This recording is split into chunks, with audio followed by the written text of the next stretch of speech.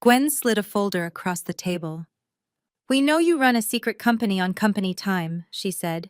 "You are terminated effective immediately." I looked at Trent, our vice president, watching his smug smile grow. I did not argue. I just smiled back and said, "You are absolutely right. I really should focus on my own company." They had no idea my second job was the exact entity keeping their corporation from collapsing. "My name is Rebecca. I am 33 years old. Before I tell you what happened next, let me know where you are watching from in the comments. Hit like and subscribe if you have ever had a toxic boss try to steal your credit." It was Monday morning at Vanguard Logistics. As Director of Supply Chain Strategy, I was essentially the highly paid janitor for executive incompetence. I barely set down my bag when two security guards appeared. They gestured toward the Human Resources office. Gwen, the HR director, sat waiting. Next to her was Trent. He was a classic nepotism hire built on empty corporate buzzwords with absolutely zero understanding of how a supply chain operated. Gwen dropped a fabricated file onto the table. "We tracked your network activity, Rebecca," she stated. "We have concrete evidence you operate a private enterprise during contracted hours. This is a gross violation and grounds for immediate dismissal." I sat there. For 6 years, I was the invisible backbone of Vanguard. I pulled 80-hour work weeks. I sacrificed personal relationships to fix mistakes by Trent before the board noticed. In corporate America, I had learned a brutal lesson. The person who does the actual heavy lifting gets crushed under the weight of endless expectations, while the person who knows how to steal the credit walks away with a massive bonus. Trent had built his entire executive career by standing directly on my shoulders. Now Trent leaned forward, pressing his manicured hands flat against the glass table. He wore an arrogant smirk, clearly believing he had just orchestrated the perfect corporate assassination. "We are going to need your master administrative access to Project Titan immediately," he demanded. "Hand over the credentials right now, pack up your desk quietly, and we might decide not to sue you for corporate theft." Project Titan was the undisputed crown jewel of Vanguard Logistics. It was a highly advanced artificial intelligence logistics system that optimized global shipping routes, managed warehouse inventory in real time, and predicted supply chain disruptions before they happened. Vanguard was currently bleeding cash due to terrible upper management decisions, and Project Titan was the only functional system keeping the company from drowning in a sea of bankruptcy. Trent thought he had pulled off a brilliant masterstroke. By firing me, he believed he could take full control of Project Titan, present it to the board of directors as his own brainchild, and secure his promotion to chief operating officer. He assumed Vanguard owned the software. He blindly assumed that the custom code I had integrated into our servers belonged to the company simply because I was a salaried employee. He was entirely unaware that Project Titan was a protected third-party system. More specifically, he was completely oblivious to the fact that my unauthorized side business was the very company that owned the exclusive license to that software. I looked down at the termination papers Gwen slid across the table toward me. I slowly read through the standard clauses, the non-disclosure agreements, and the forfeiture of my severance package due to termination with cause. I picked up the heavy metal pen resting on the table. "Are you entirely sure this is the route you want to take, Trent?" I asked, keeping my voice level. "The system is extremely delicate. It requires a highly specific understanding of external protocols to function properly." Trent scoffed loudly, crossing his arms over his chest in a defensive posture. "Do not flatter yourself, Rebecca. We have an entire information technology department at our disposal. You are entirely replaceable. Just write down the administrative passwords on this notepad and leave the building." I did not write down the passwords. I signed the termination papers with a swift, confident flourish, uncapped my employee badge from the lapel of my blazer, and placed it gently on top of the legal documents. "You are absolutely right, Trent," I said, pushing the heavy leather chair back and standing up to my full height. "I really should dedicate all my energy and focus to my other business venture. I wish you the absolute best of luck managing Project Titan without my daily intervention." Gwen looked slightly confused by my unnervingly calm demeanor, but Trent just let out a harsh laugh. "Security will escort you out immediately," he commanded, already turning his attention to his expensive smartphone. You have exactly 5 minutes to collect your personal items. Do not even try to touch your computer or log into the network. I walked back to my desk with 2 guards trailing behind me. The office was dead silent. Dozens of my coworkers stared at their computer screens, far too afraid of the boss to make eye contact or offer sympathy. I packed a few framed photographs, my favorite coffee mug, and a plant into a cardboard box. I did not need to touch my computer. I did not need to delete confidential files or format hard drives. The trap was perfectly set, and they had just walked right into it. As the glass doors of Vanguard Logistics slid shut behind me, the morning sun hit my face and a massive weight lifted from my shoulders. I walked to my car, placed the box in the passenger seat, and took a deep breath of outside air. They genuinely thought they had just discarded a problematic, insubordinate employee. They had absolutely no idea they had just handed the keys to their entire corporate empire directly over to their absolute worst nightmare. I sat in the driver's seat of my sedan and stared through the windshield at the towering glass facade of Vanguard Logistics. The morning traffic hummed in the distance. I placed the cardboard box on the passenger seat. My phone vibrated in the cup holder. I picked it up and watched the notifications roll in one by one. The Vanguard Enterprise application on my home screen grayed out. My corporate email account instantly refreshed and displayed a blank screen with an access denied message. Gwen and her human resources team were highly efficient when it came to erasing someone from the company directory. They wiped my digital footprint from the Vanguard servers within 4 minutes of my departure from the boardroom. They thought this was a standard termination procedure. They assumed they were simply tying up loose ends and locking out a disgruntled former employee. What they failed to understand was the crushing reality of the corporate scapegoat dynamic they had created. For the past 6 years, I was the invisible force holding Vanguard together. I was the one who skipped family holidays to fix catastrophic shipping errors. I was the one who answered frantic phone calls at 3 in the morning when the supply chain failed. The corporate world is a brutal ecosystem where hard work is rewarded with more work and mediocrity is shielded by executive titles. Trent suffocated me with his relentless micromanagement. He demanded daily reports on tasks he did not comprehend and took credit for every successful strategy I implemented. Vanguard Logistics was a sinking ship, steered by executives who cared more about their country club memberships than their operational efficiency. I refused to let my entire professional life be consumed by that toxic environment. While Vanguard executives slept, I spent my nights building my own empire. I poured every ounce of my frustration into coding and developing a logistics platform that could do the work of 100 supply chain managers. I wanted to escape the rat race. I wanted to build a sanctuary where talent and innovation actually mattered. That was how Project Titan was born. It was not just a piece of software, it was my exit strategy. It was a highly advanced automated system designed to predict market fluctuations, reroute freight ships in real time, and eliminate warehouse bottlenecks.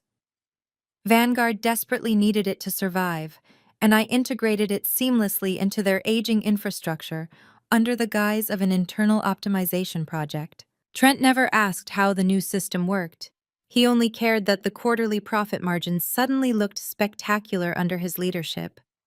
He blindly assumed Vanguard owned the proprietary rights to the software.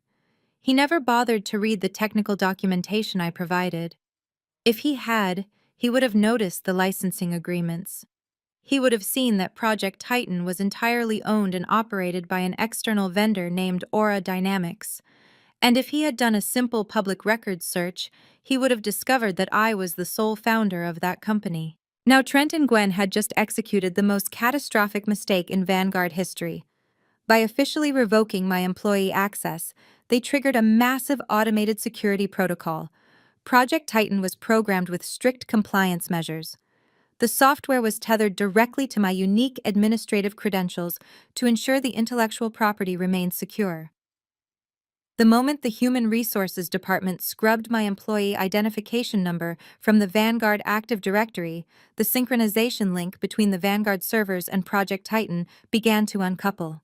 I sat in my car and opened a secure application on my personal tablet. A complex dashboard materialized on the screen displaying lines of rapidly scrolling data. I watched in absolute fascination as the system initiated the decoupling phase. The automated protocol was beautiful in its cold efficiency. It did not shut down the logistics network immediately. A sudden crash would trigger external failsafes. Instead, the system initiated a controlled 36-hour purge. It was a slow, methodical unbinding of every data node and operational pathway I had established over the past 2 years. The countdown had officially begun. In exactly 36 hours, Vanguard Logistics would face a total operational collapse. The artificial intelligence that currently managed their fleet of 5,000 transport trucks would simply vanish. The automated warehouse routing system would revert to the outdated manual protocols from a decade ago. Their entire global supply chain would grind to a brutal, horrifying halt. Millions of dollars in freight would be stranded at shipping ports across the country. Shipping containers filled with perishable goods would spoil on the docks because the temperature control algorithms would disconnect. International shipping manifests would instantly scramble, turning an organized global supply chain into a massive, unreadable digital puzzle. Trent probably thought he was having a victorious morning. I imagined him sitting in his lavish corner office, sipping his expensive espresso and drafting an arrogant email to the board of directors. He would undoubtedly claim that he had bravely eliminated a problematic employee to streamline departmental efficiency. He would assure them that Project Titan was running perfectly under his direct supervision. He had no idea he was sitting on a ticking time bomb. I turned the key in the ignition and the engine roared to life. I did not feel a single ounce of guilt. I had dedicated my entire 30s to keeping that corporation afloat while enduring relentless disrespect. I had sacrificed my mental health to ensure Trent received his unearned accolades. They wanted to discard me like a broken piece of office equipment. They wanted to assert their dominance and remind me of my place in their corporate hierarchy. They made a fatal miscalculation. I pulled out of the parking lot and merged onto the highway. The city skyline gleamed under the morning sun. I was no longer a suffocated corporate subordinate, desperately trying to please a toxic boss. I was a chief executive officer, heading toward my actual headquarters. Vanguard Logistics had exactly 1 day and a half to realize their entire business model was evaporating into thin air. I smiled at the thought of the absolute panic that would soon sweep through their executive suites. Every single route adjustment, every automated vendor payment, and every cargo manifest would simply cease to exist. They had taken my dedication for granted for far too long. I turned up the radio and drove toward the financial district, ready to watch the dominoes fall. The corporate world was about to learn a very expensive lesson about the true cost of unearned arrogance. After a highly productive afternoon operating from my actual corporate headquarters, I parked my car outside an upscale steakhouse downtown. It was Monday evening, and the crisp air held a bitter chill. I was scheduled to attend a dinner celebrating the wedding anniversary of my parents, Helen and Mitchell. I walked through the heavy mahogany doors of the restaurant, navigating past the host stand and the dimly lit bar area. The dining room was a sea of crystal chandeliers, white linen tablecloths, and hushed conversations. I spotted my family sitting at a large circular booth near the back window overlooking the city skyline. My mother, Helen, wore a tailored designer dress and a string of pearls that cost more than my first car. She was busy adjusting her perfect posture to ensure she looked affluent from every possible angle. My father, Mitchell, sat beside her, adjusting his expensive silk tie and examining the wine list with a critical eye. Across from them sat my younger sister, Sienna. She was busy taking endless selfies with her phone, holding up a glass of expensive champagne to capture the perfect lighting. I took a deep breath, bracing myself for the inevitable performance. I pulled out a chair and sat down, expecting a standard greeting, or perhaps a passive-aggressive comment about the terrible city traffic. I did not even get the chance to unfold my cloth napkin. Mitchell slammed his heavy cocktail glass down onto the table, causing the ice cubes to rattle loudly against the crystal. He did not say hello. He did not ask how my day was. He leaned forward, his face flushed with a mixture of intense anger and deep embarrassment. I played 18 holes with Trent's father this afternoon. Mitchell stated, his voice low but sharp enough to cut glass. He told me his son had to fire you today for running some unauthorized scam on company time. Care to explain why you decided to completely humiliate this family in front of my peers? I froze for a fraction of a second. I should have anticipated this exact scenario. Mitchell and Trent's father belonged to the same exclusive country club. In their pretentious world, corporate gossip traveled faster than light. News of my termination had reached my parents before I even had the chance to order an appetizer. Helen leaned across the table, her eyes narrowing with intense disdain. "You are an absolute disgrace to the family name," she hissed loudly enough for the neighboring tables to hear. "We raised you to be a dedicated professional, and you throw away a prime position at Vanguard Logistics to play around on the internet. Do you have any idea how bad this makes your father look in front of his important business associates?" I looked at the two people who were supposed to support me unconditionally. They worshipped status and wealth above all else. To Helen and Mitchell, a corporate title at a recognized conglomerate was the only acceptable measure of a person's worth. They had proudly financed every single aspect of Sienna's luxurious life without a single second thought. They gladly paid $250,000 for Sienna's useless degree in liberal arts and her subsequent luxury apartment downtown. Sienna had never worked a day in her life, yet they treated her like royalty. Meanwhile, I had been forced to take out $60,000 in student loans to fund my own education. I fought tooth and nail for every inch of my independence while they pampered and spoiled their golden child. Now I was sitting in a pretentious steakhouse being berated for getting fired from a job that was actively destroying my soul. "You do not understand the situation," I said, keeping my voice perfectly calm despite the adrenaline rushing through my veins. "Trent is incompetent. I built a separate company that Vanguard actually needs to survive. They made a massive mistake today by letting me go." Sienna let out a sharp, obnoxious laugh. She placed her phone face down on the table and rolled her eyes dramatically. "Oh, please, Rebecca," she mocked, flipping her perfectly styled hair over her shoulder. "Stop acting like you are some brilliant tech visionary. You got caught running a silly little internet side hustle on company time. It is pathetic. You should be entirely embarrassed of yourself." Mitchell pointed a thick, heavy finger directly at my face. "You listen to me very carefully, Rebecca," he demanded, his tone leaving absolutely no room for debate. "I have spent decades building my sterling reputation in this city. I will not let your reckless, immature behavior jeopardize my standing at the club. Tomorrow morning, you are going to put on your best suit. You are going to drive to the Vanguard headquarters. You are going to walk right into Trent's office, get on your knees, and beg for your job back." I stared at my father in absolute disbelief. "You want me to beg a man who stole my credit and fired me unjustly?" I asked, my voice remaining remarkably steady despite his outrageous demands. "I want you to fix this terrible mess," Mitchell snarled, slamming his fist against the table. "You will apologize to Trent.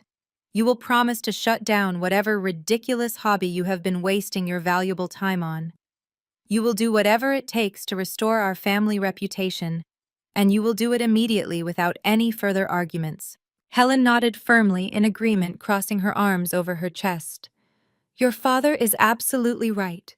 You need to swallow your foolish pride. You are 33 years old, Rebecca.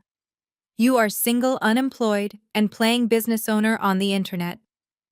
It is incredibly sad. Look at your sister. Sienna knows how to conduct herself properly and maintain our standards." I looked at Sienna, who was currently admiring her fresh, expensive manicure. She was 29, completely dependent on our parents' dwindling wealth, and married to a hardworking man she treated like a personal assistant. This was the golden child they wanted me to emulate. They wanted me to bow down to a toxic vice president and abandon my own multi-million-dollar enterprise just so Mitchell could save face on the golf course. The sheer audacity of their demands was breathtaking.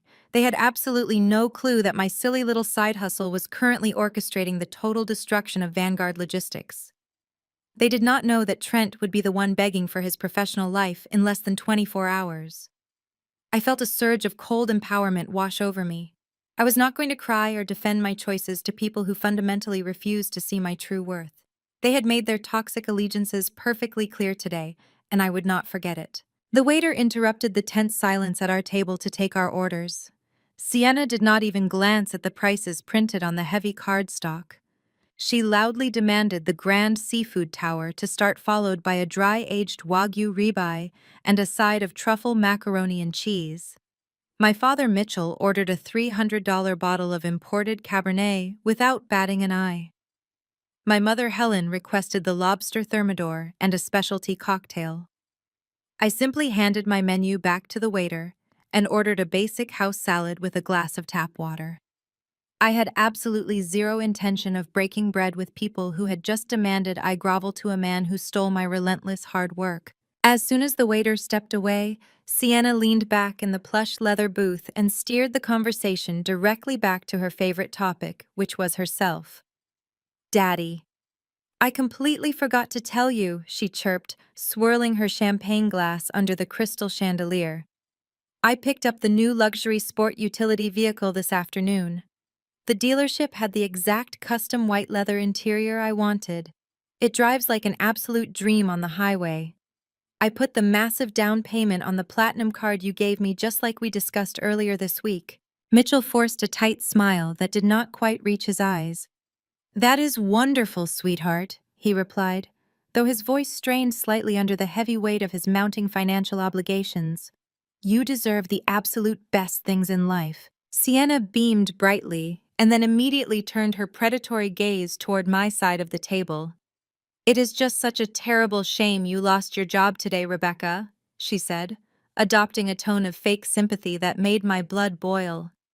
If you had just focused on your actual corporate career instead of playing around with that silly little internet side hustle, you might be able to afford a nice luxury car, too.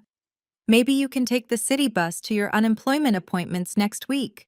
I did not take the obvious bait. I simply took a sip of my water and shifted my attention to the only other person at the table who was remaining completely silent. Elijah sat quietly beside Sienna, his dark eyes absorbing every single word exchanged. Elijah was Sienna's husband, but he was fundamentally nothing like her. As an African-American corporate auditor, he had built his entire career from the absolute ground up. He grew up in a working-class neighborhood where absolutely nothing was handed to him. He worked multiple grueling jobs to put himself through a demanding accounting program and fought his way into a senior management position at one of the top financial firms in the country. Elijah despised the hollow superficiality of my family. He saw right through Mitchell's fragile country club facade and Helen's obsessive need for elevated social status. More importantly, as a highly trained forensic auditor, Elijah was conditioned to spot financial recklessness instantly. He knew exactly how much toxic debt my parents were hiding just to maintain their lavish public lifestyle, and he knew Sienna's reckless spending habits were rapidly accelerating their ruin. Elijah and I rarely spoke deeply at these forced family gatherings, but there was a quiet mutual respect between us. He was a man who valued relentless hard work above all else, and I was the only person in this entire family who actually possessed a genuine work ethic. The dinner dragged on for what felt like hours. I quietly ate my simple salad while listening to Sienna brag endlessly about her upcoming luxury tropical vacations and expensive spa treatments. Helen and Mitchell continued to shoot me glares of deep disappointment, completely oblivious to the fact that their golden child was actively bankrupting them. Finally, the waiter returned and placed a sleek black leather checkbook right in the center of the white tablecloth. Mitchell did not reach for his wallet. Instead, he looked directly at me and pushed the leather booklet across the table until it rested right next to my empty salad bowl. The total printed at the bottom was $1,200. You are going to cover this entire bill tonight, Rebecca, my father stated, his tone completely devoid of any parental warmth. Consider it a small down payment on the massive apology you owe this family for embarrassing me in front of Trent's father today. You have completely ruined the celebratory mood of our anniversary dinner with your terrible, selfish career choices. Helen aggressively nodded in agreement, adjusting her pearl necklace. It is the absolute least you can do, Rebecca. You have been incredibly selfish today. Pay the bill right now and then go home and think very carefully about what your father told you to do tomorrow morning. You need to fix your colossal mistakes. I stared at the leather booklet. The sheer entitlement was absolutely staggering. They wanted an unemployed woman to pay a $1,200 dinner tab for a Wagyu steak and expensive imported wine I did not even touch.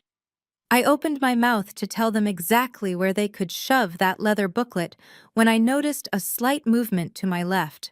Elijah casually leaned forward, adjusting his tailored suit jacket. In one smooth, practiced motion, he reached across the table to grab the silver salt shaker. As his arm crossed directly in front of me, he subtly pushed his half-empty water glass 2 inches to the right. It stopped directly in front of my resting hand. Underneath the heavy crystal base was a small white cocktail napkin folded neatly into a tight square. I kept my face entirely expressionless. I slowly slid my hand forward, pretending to adjust my silverware, and pulled the concealed napkin directly into my lap. I unfolded it under the table, completely away from the prying eyes of my parents. Elijah had scribbled a hurried but precise message in blue ink. Vanguard's financials are bleeding. Trent is drowning. Do not beg. I read the words twice over. A massive surge of adrenaline rushed through my system. Elijah's auditing firm was heavily contracted in the corporate logistics sector. If anyone knew the hidden internal panic happening at Vanguard Logistics right now, it was him. Trent was not sitting comfortably in his corner office.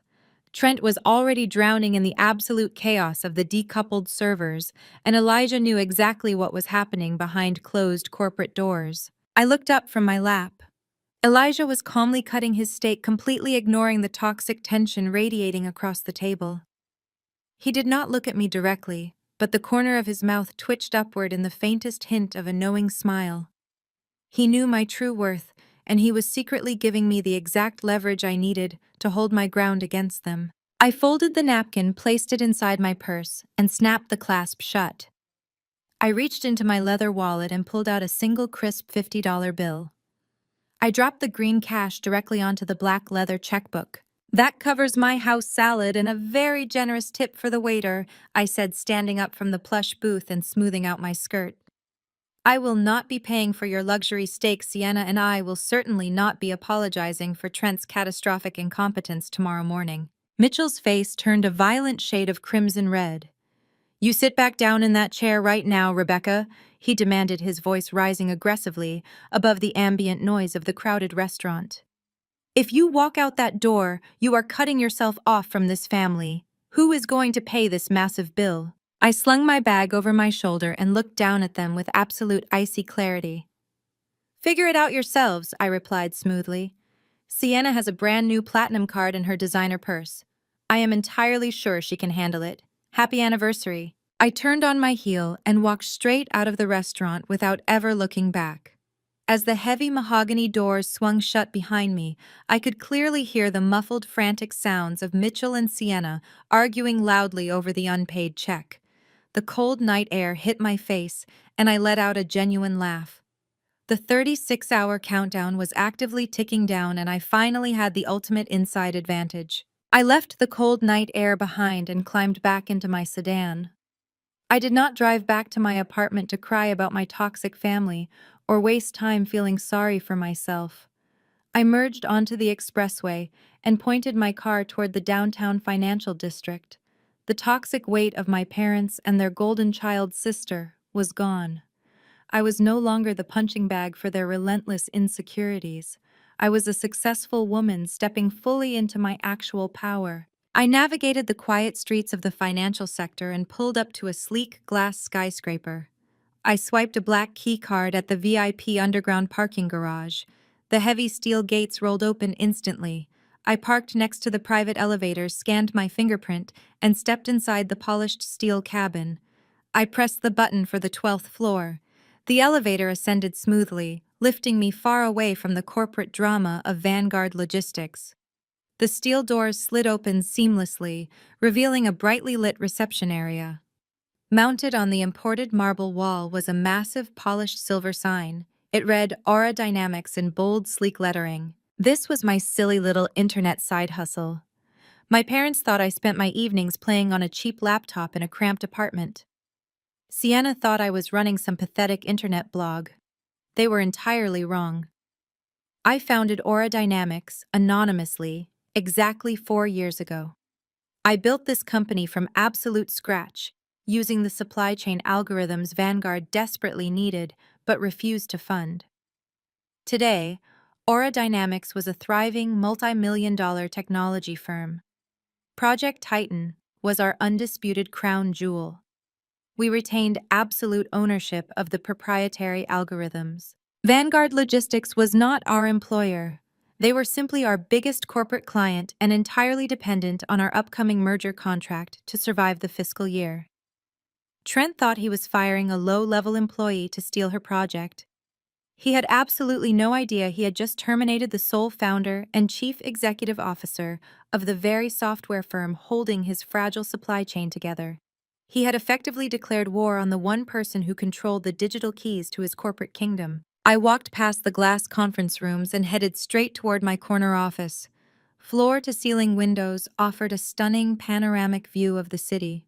My desk was a beautiful slab of dark walnut covered in multiple high-resolution monitors displaying real-time data streams.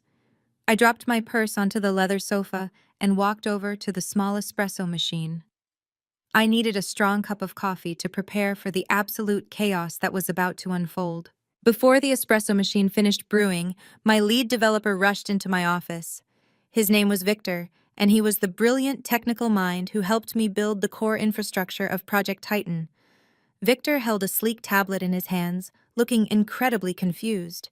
He walked over to my desk and tapped the screen frantically, bringing up a massive wall of scrolling red text. "Rebecca, we have a massive critical error flashing across the Vanguard network," Victor said, his voice tight with concern. "The system just flagged a major security breach. Vanguard's Human Resources Department officially revoked the active credentials for their lead Vanguard liaison. The system interpreted this as a hostile takeover attempt and automatically initiated the decoupling sequence. Vanguard is currently locked out of the entire global routing network." I took a slow, deliberate sip of my fresh espresso. The lead Vanguard liaison was the fake internal title I created to mask my true identity while I installed the software on their servers. When Gwen and Trent gleefully deleted my employee profile from their Active Directory this morning, they unknowingly triggered the exact security protocol Victor was staring at. "Are they completely disconnected, Victor?" I asked, keeping my voice perfectly steady. Victor nodded quickly, scrolling through the diagnostics report on his tablet. "The primary synchronization link is completely severed. They have zero access to the automated freight routing modules. The warehouse inventory tracking systems are currently operating blind. If we do not manually override the security protocol and restore their network access immediately, their entire global supply chain is going to collapse in less than 36 hours. They will lose millions in stranded freight." Victor looked at me, waiting for the order to fix the error. He assumed this was a terrible technical mistake made by an incompetent administrator at Vanguard. He assumed we were going to swoop in and save their corporate client from total operational ruin. I walked over to the window and looked out at the city lights. I thought about Trent demanding my passwords. I thought about Gwen sliding that fabricated termination file across the table. I thought about my father demanding I beg for a job that was destroying my soul. I turned away from the window and looked into the eyes of my developer. "Do not restore their access, Victor," I said, my voice echoing clearly in the quiet office. Victor blinked in complete surprise, lowering his tablet slowly. "I am sorry, Rebecca," he replied, thinking he had misheard my instructions. "If we do not restore the connection, they are going to experience a total catastrophic failure across their entire network." I walked back over to my desk and placed my empty espresso cup next to my keyboard. "I am entirely aware of the consequences," Victor stated firmly. "The termination of the lead Vanguard liaison was not a glitch. It was a deliberate action taken by their executive team. They broke the terms of our service agreement. We will let the automated security protocol run its full course. Do not answer any of their emergency support tickets. Lock down the external servers and secure the main database." Victor slowly smiled as the reality of the situation dawned on him. He finally understood that this was not a technical error. This was a highly calculated strategic strike. He nodded once, tapped a quick command into his tablet, and turned to leave my office. "Understood, boss," he said quietly, before closing the heavy glass door behind him. I sat down in my leather executive chair and opened my primary monitoring dashboard. The red error messages from the Vanguard servers continued to multiply rapidly across my screen. The 36-hour countdown was actively ticking down, and the destruction of Trent's arrogant career was underway. I leaned back in my chair and watched the beautiful digital fire spread. Let it all burn. Tuesday morning arrived with the subtlety of a freight train derailing. I sat in my luxurious office at Aura Dynamics, sipping a fresh latte and watching the Vanguard network dashboard light up with critical failure notifications. Across the city inside the Vanguard Logistics headquarters, absolute pandemonium was unfolding. The 36-hour decoupling sequence had reached its first major milestone. The automated routing modules simply vanished from their internal servers. Dispatchers arrived at their desks at 6 in the morning to find completely blank screens. Within an hour, the entire global fleet was paralyzed. 300 transport trucks were stranded at a major port in Los Angeles, unable to receive their loading manifests. 40 freight ships were suddenly floating blindly off the eastern seaboard because their docking coordinates were completely erased. Warehouse managers were screaming into their radios.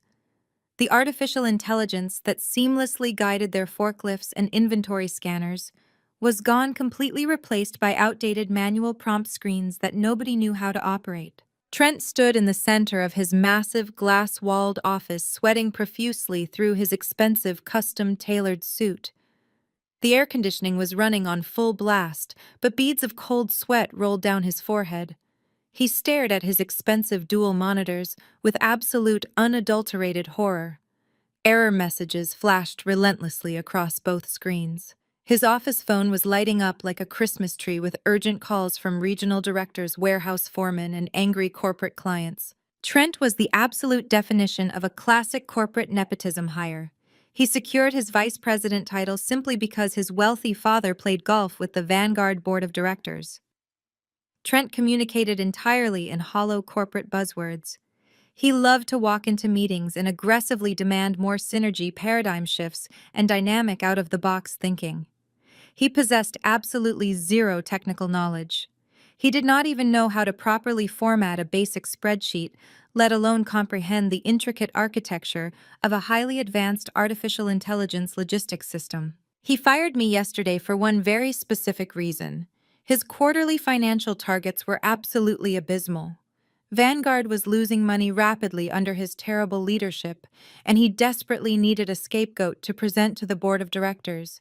He thought he could terminate me, blame the missing revenue on my unauthorized side business, and steal Project Titan to save his own career. He assumed he could proudly present my software as his own brilliant initiative and secure his massive annual bonus. He never stopped to consider how the software actually functioned. Now his brilliant plan was literally imploding right in front of his eyes.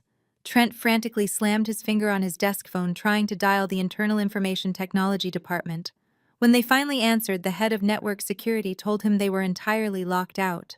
They explained that the external vendor Aura Dynamics had initiated a massive firewall block. Trent slammed the phone down, his hands shaking violently. He snatched his smartphone from his desk and quickly searched his inbox for the Aura Dynamics corporate contact information. Trent dialed the Aura Dynamics corporate support hotline. It rang exactly 3 times before transferring to our automated voicemail system. Trent paced back and forth across his expensive carpet. "This is Vice President Trent from Vanguard Logistics," he practically shouted into the receiver, trying to maintain his authoritative tone.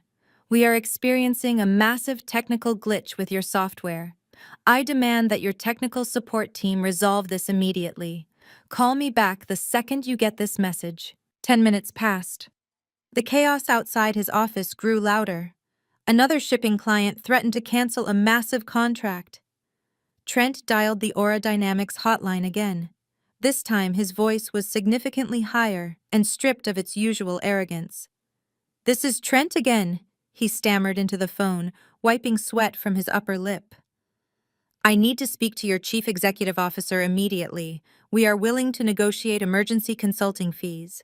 Please have the anonymous founder call my direct cell phone. This is a critical situation. We are bleeding cash. Gwen, the ruthless human resources director, suddenly burst through Trent's office door. She looked entirely unhinged. Her usually perfect hair was messy, and she was clutching a massive stack of thick legal binders to her chest. She slammed the heavy binders onto Trent's desk, knocking over a crystal paperweight. "What on earth is going on, Trent?" she demanded, her voice shrill with panic. "The regional managers are threatening to walk out. The entire eastern seaboard supply chain is frozen." Trent dragged his trembling hands down his face. "Aura Dynamics locked us out," he confessed, his voice barely a whisper. "The system is completely decoupled. I cannot reach their support team, and their chief executive officer is completely anonymous. They are not returning any of my emergency calls."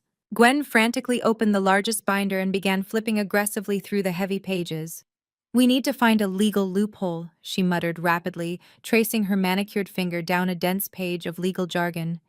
"We need to draft an immediate cease and desist letter. We can blame this entire catastrophic outage on a malicious software glitch. We can sue Aura Dynamics for a breach of contract. We just need to prove that their system failed on its own without any internal prompting from our side." She was completely unaware of the massive irony of her statement. Gwen was desperately searching for a legal scapegoat, completely oblivious to the fact that she was the exact person who caused the blackout. Her aggressive human resources protocols triggered the collapse. When she gleefully clicked the button to terminate my employment and erase my Active Directory profile, she personally severed the single connection keeping Vanguard Logistics alive. She and Trent were desperately trying to put out a massive corporate wildfire, having absolutely no idea they were the ones who poured gasoline all over the servers and handed me the match. Tuesday afternoon rolled in with a quiet sense of victory inside my 12th floor office at Aura Dynamics. I spent the hours after lunch analyzing the beautiful destruction of the Vanguard Logistics network. By 2 o'clock, their internal servers were completely gridlocked. I watched the live data feeds on my primary monitor as regional hubs across the Midwest began shutting down their loading docks entirely. The financial damage was already calculating in the millions of dollars.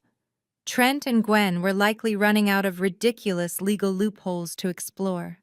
They were trapped in a heavy digital cage of their own making, and the walls were rapidly closing in on them. I walked over to the executive break room to pour myself a fresh glass of sparkling water. As I walked back to my desk, my personal cell phone began to vibrate violently against the dark walnut wood. I glanced at the glowing screen and saw my father's name flashing in bold letters. Mitchell was calling me in the middle of a workday, which was highly unusual. He typically reserved his aggressive lectures for weekend dinners or mandatory family holidays where he had a captive audience. I took a slow sip of my water, picked up the phone, and swiped the screen to answer. I did not even get the chance to say hello. Mitchell was already screaming at the absolute top of his lungs before I could lift the phone fully to my ear. His voice was entirely unhinged, vibrating with a level of intense rage I had rarely heard. "What exactly is wrong with you, Rebecca?" he bellowed through the tiny speaker. "I just received a highly disturbing phone call from Trent's father. He is absolutely furious with our family." Trent called him from the Vanguard office in a state of total panic. "Trent claims you maliciously hacked their internal corporate network in a fit of petty revenge because you were fired yesterday. Are you completely out of your mind? Do you have any idea what kind of legal trouble you have just brought upon this family?" I pulled the phone slightly away from my ear and calmly walked over to my leather sofa. I sat down and crossed my legs, completely unfazed by his screaming. Trent was far more pathetic than I originally calculated. Instead of owning up to his colossal executive failure, he ran crying to his wealthy father, who immediately ran crying to my wealthy father. Trent was desperately trying to spin his massive incompetence into a false narrative of corporate sabotage. "Trent is a liar," I replied, my voice completely steady and entirely void of any emotion. "I did not hack anything, Dad. Vanguard revoked my access protocols and their system reacted exactly how it was programmed to react. Trent is currently drowning because he has absolutely no technical knowledge, and he is frantically looking for a scapegoat to save his own dying career. Do not lie to me, Mitchell snapped aggressively, completely ignoring my logical explanation. Trent's father is a highly respected man in this city. He said you installed a malicious virus to destroy their entire supply chain. You are actively humiliating me, Rebecca. You are making me look like a terrible father who raised a vindictive corporate criminal. You are going to march down to the Vanguard headquarters right now and fix whatever malicious code you infected them with. I let out a quiet sigh. Mitchell never cared about the actual truth. He only cared about optics and his fragile reputation at the expensive country club. For my entire life, he used money as a heavy weapon of emotional control. Whenever I stepped out of line or challenged his authority, he immediately weaponized my financial stability.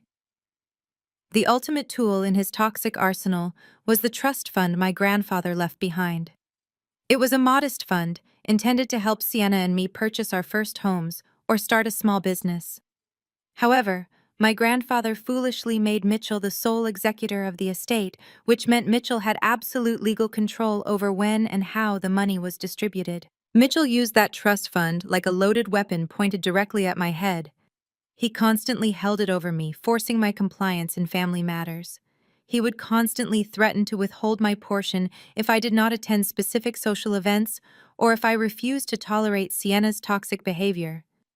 Meanwhile, he allowed Sienna to drain her portion freely to fund her lavish lifestyle without a single consequence. I am not going to Vanguard, I stated firmly, looking out the large windows at the bright city skyline. I do not work for them anymore. Trent fired me. He can figure out how to route his own freight trucks. Mitchell let out a harsh, cruel laugh. The sound was specifically designed to make me feel small and powerless. You listen to me very carefully. He threatened, his tone dropping into a dangerous, predatory register. I have my estate lawyers on speed dial right now. If you do not go down to that office and beg Trent for forgiveness while fixing his network, I am going to legally dissolve your entire half of your grandfather's trust fund today. I will transfer every single penny of your inheritance directly into Sienna's account. She has been wanting to buy a luxury vacation home in the Hamptons, and your half of the fund will cover the down payment beautifully. Mitchell paused, waiting for the inevitable panic. He expected me to cry. He expected me to desperately backtrack, apologize, and agree to his insane demands just to protect my financial future. He thought the grandfather trust fund was my only safety net in the world, because he still blindly believed I was a broke, unemployed scapegoat playing with an internet side hustle. He had absolutely no idea he was talking to a woman whose actual net worth was rapidly climbing into the tens of millions. He had no idea I was sitting in a 12th-floor executive suite that I owned outright. The trust fund was nothing more than pocket change compared to the massive digital empire I had built entirely in the shadows. I took another sip of my sparkling water, savoring the crisp, cold taste. I felt an overwhelming wave of absolute liberation wash over my entire body. The heavy iron chains of his financial abuse suddenly snapped, completely broken by the sheer weight of my actual success. Do whatever you want with the trust fund, Dad. I said, my voice icy and profoundly calm. Buy Sienna the beach house. Buy her too. I do not need your money, and I never will again. Rebecca, do not you dare speak to me, like Mitchell started to scream again, but I did not let him finish his toxic sentence. I pulled the phone away from my ear and tapped the red button. The call instantly disconnected, plunging my beautiful office back into perfect, peaceful silence. I blocked his phone number, tossed my cell phone onto the leather cushion, and walked back to my desk. The Vanguard dashboard was still glowing bright red with critical errors. Trent was out of options, Mitchell was out of leverage, and I was fully in control. Wednesday morning arrived with heavy rain washing over the financial district. I sat at my dark walnut desk at Aura Dynamics watching the storm hit the floor-to-ceiling windows. The Vanguard logistics dashboard was a solid wall of catastrophic system failures. My private encrypted cell phone buzzed against the polished wood. This was a separate device I used strictly for secure corporate communications. Only 3 people in the entire world possess this specific phone number.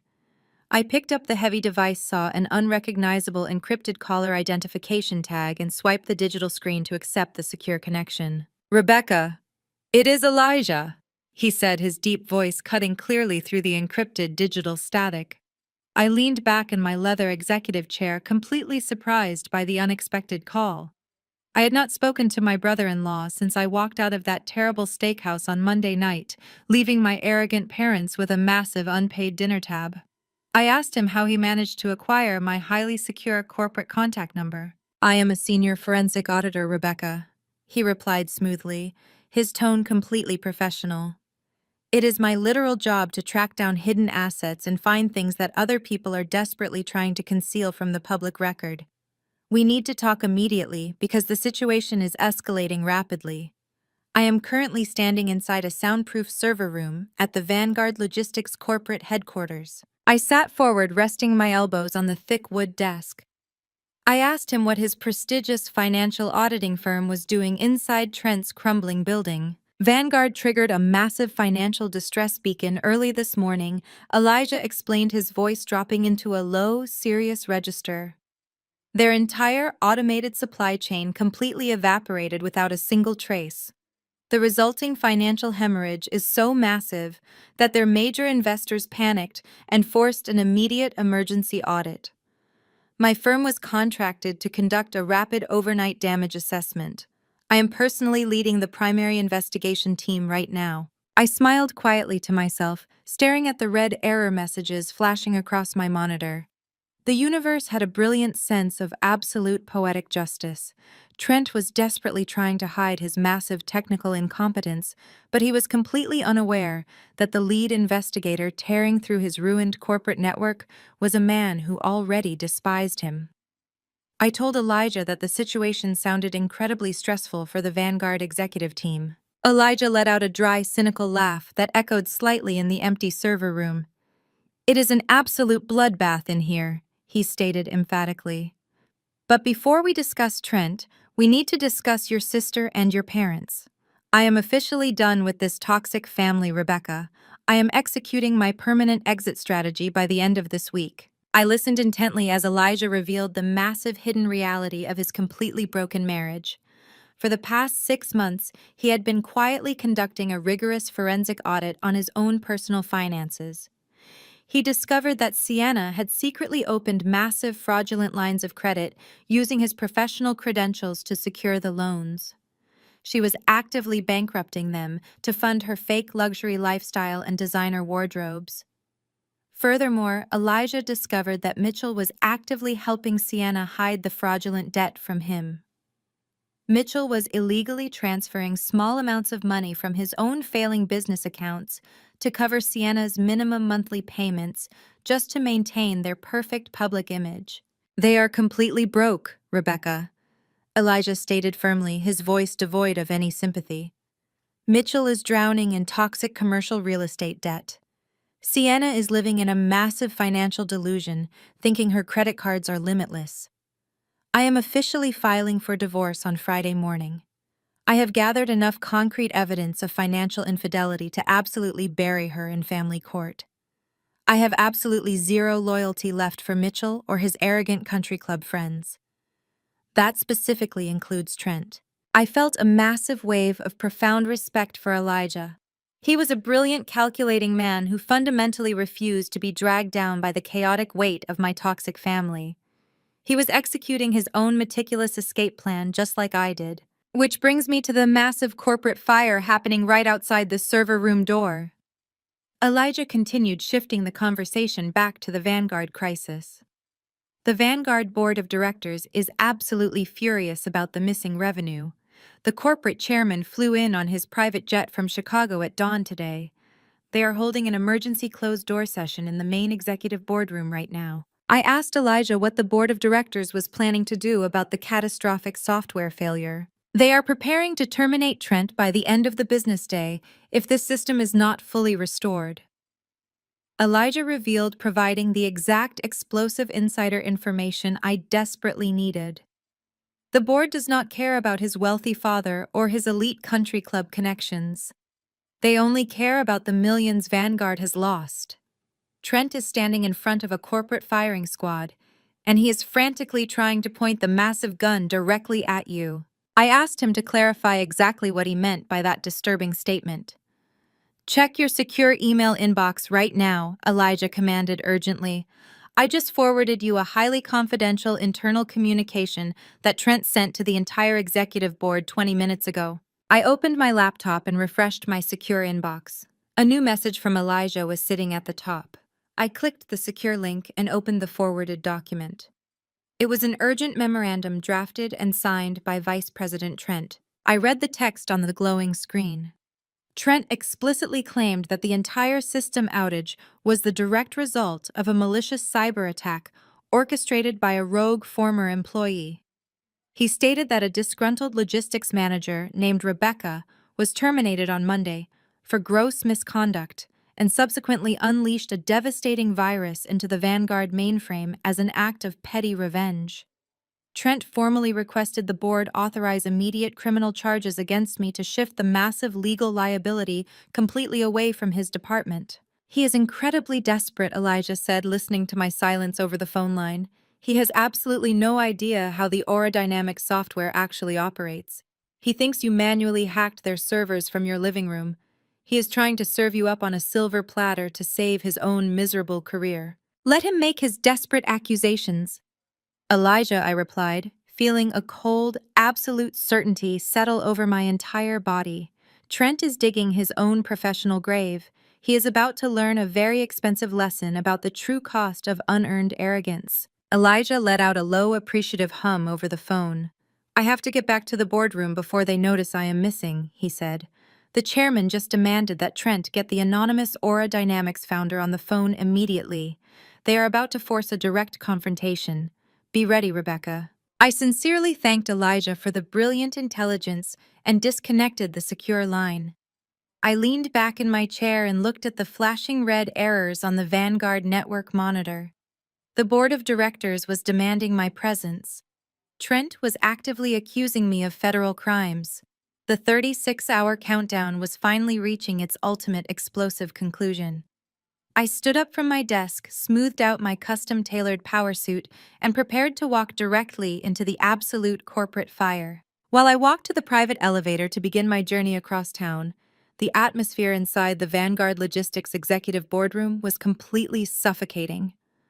The room was dominated by a massive mahogany table, surrounded by high-backed leather chairs. At the head of the table sat the chairman of the board. He had flown in from Chicago on his private jet at dawn specifically to address the massive financial hemorrhage. He was a ruthless man in his late 60s who built his entire career by tearing down inefficient corporations and selling off their broken parts. He did not care about internal office politics. He cared strictly about the bottom line. Trent stood at the opposite end of the long table. He was sweating profusely through his expensive custom suit. Next to him sat Gwen, the ruthless human resources director. She was clutching her legal binders, desperately trying to look invisible. The chairman leaned forward, resting his elbows on the polished wood. He stared directly at Trent with eyes that held absolutely zero sympathy. We are currently losing $200,000 every single hour, Trent, the chairman, stated, his voice dangerously low and steady. Our entire fleet is completely paralyzed. I have major international clients calling my personal cell phone, threatening massive lawsuits. I want to know exactly how a company of this size was entirely brought to its knees overnight, and I want to know right now. Trent swallowed hard, pulling at his tight silk tie. Sir, we experienced a highly coordinated malicious cyber attack, he stammered, his voice cracking slightly under the intense pressure. I sent a detailed memorandum to the board this morning. A disgruntled logistics manager named Rebecca initiated a catastrophic virus when we terminated her yesterday. It was a direct act of petty revenge against this company. The chairman slammed his heavy hand flat against the mahogany table. The loud crack echoed through the silent boardroom, making Gwen visibly flinch. Do not lie to me, Trent, the chairman bellowed. We have our top forensic auditors tearing through the server room right now. They already confirmed this is not a virus. This is a deliberate automated firewall block initiated by Aura Dynamics. They locked us out of Project Titan completely. Our entire corporate infrastructure relies on that specific software to function properly. Trent frantically wiped the cold sweat from his forehead, leaving a dark smudge on his skin. "Sir, I understand the gravity of the situation," Trent pleaded, desperately trying to save his crumbling career. "But Aura Dynamics is being highly unprofessional. I have called their corporate support hotline a dozen times this morning. Their technical team is refusing to answer my emergency tickets. Their anonymous chief executive officer is actively ignoring my direct requests for an emergency meeting. They are holding our global supply chain hostage to extort us for more money." The chairman narrowed his eyes in disgust. The Vanguard board of directors did not care about Trent's wealthy father. They did not care that Mitchell played golf with their executive peers. Nepotism only protected you when the company was turning a healthy profit. When millions of dollars were suddenly vanishing into thin air, country club connections became absolutely worthless. The board knew that Vanguard desperately needed to sign the long-term merger contract with Aura Dynamics by the end of the quarter. Without Project Titan, Vanguard Logistics would be forced to file for massive corporate bankruptcy before the holidays. They needed that contract signed immediately. "You are the vice president of operations," Trent, the chairman, said, his tone dripping with sheer contempt. "It is your literal job to manage our external vendor relationships. If Aura Dynamics is completely ignoring you, it is because you have severely mismanaged this critical partnership. You claim their leadership is unprofessional, but you are the one standing in front of me with a completely broken supply chain and no immediate solutions." Gwen nervously opened her heavy legal binder, pushing her glasses up her nose. "Sir, our human resources department followed all standard protocols," she interrupted, trying to deflect the massive blame onto the software company. "We have a draft for a cease and desist letter ready to send to their legal department today. We can force them to restore the connection under the threat of a massive civil lawsuit for breach of contract." The chairman slowly turned his head to look at Gwen. "You will do absolutely no such thing," he commanded sharply. "We are not suing the only software firm capable of keeping this company afloat. We are going to resolve this immediately, like actual business professionals." The chairman reached across the table and grabbed the heavy black conference phone resting in the center of the mahogany wood. He pushed it directly toward Trent. "You are going to dial the Aura Dynamics corporate office right now," Trent, the chairman, ordered. "You are going to put the phone on speaker so this entire board can hear the conversation. You are going to get their chief executive officer on the line, and you are going to beg for their immediate assistance. Do it now." Trent stared at the black phone like it was a highly venomous snake. He knew he had absolutely zero leverage left. He reached out with a trembling hand and dialed the Aura Dynamics corporate number. He pressed the speaker button. The dial tone echoed loudly through the tense boardroom. It rang once. It rang twice. The heavy silence in the room was deafening. On the third ring, the line clicked open. A sharp professional voice filled the silent room. "This is the office of the General Counsel for Aura Dynamics," the voice stated clearly. "You have reached our corporate legal department. State your name and your urgent business." Trent practically choked on his own breath, gripping the edge of the table. "This is Vice President Trent from Vanguard Logistics," he stammered, leaning over the conference phone.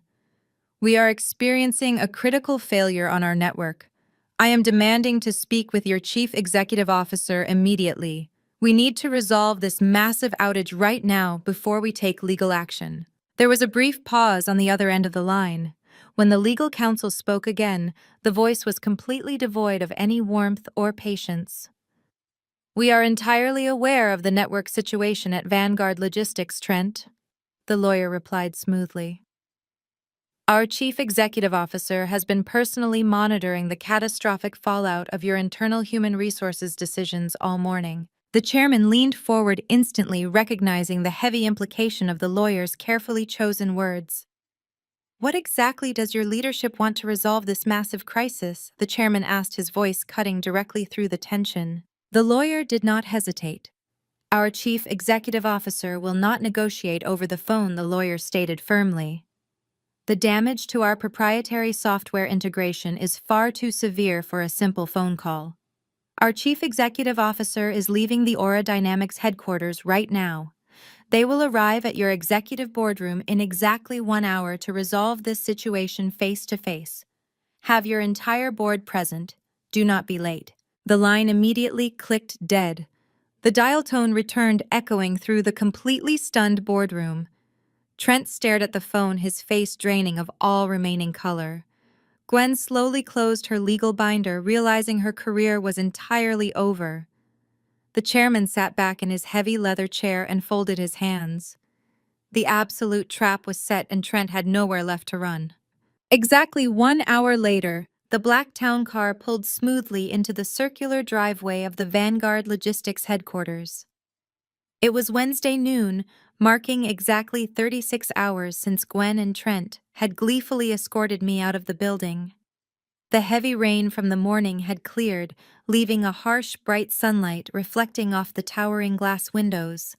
My private driver placed the vehicle in park and quickly stepped out to open my door. I stepped out onto the damp pavement.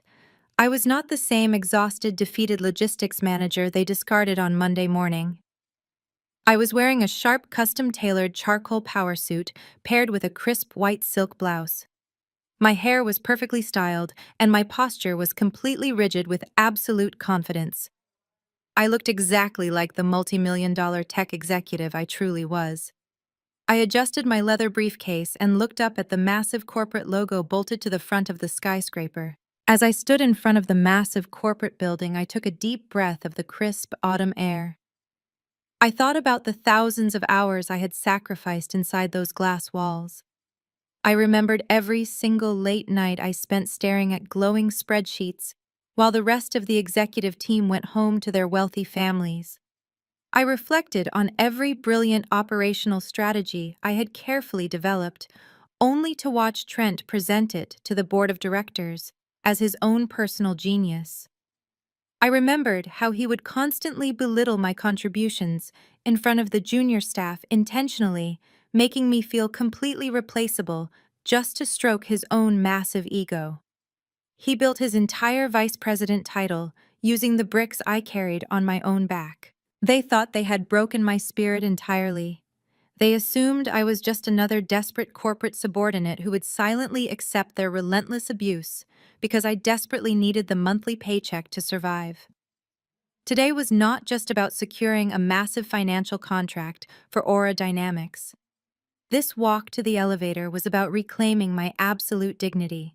It was about forcing the people who severely underestimated my worth to look me directly in the eyes while I dismantled their entire professional reality brick by brick. I walked through the heavy revolving glass doors and stepped into the massive marble lobby of Vanguard Logistics. The atmosphere inside the building was completely chaotic.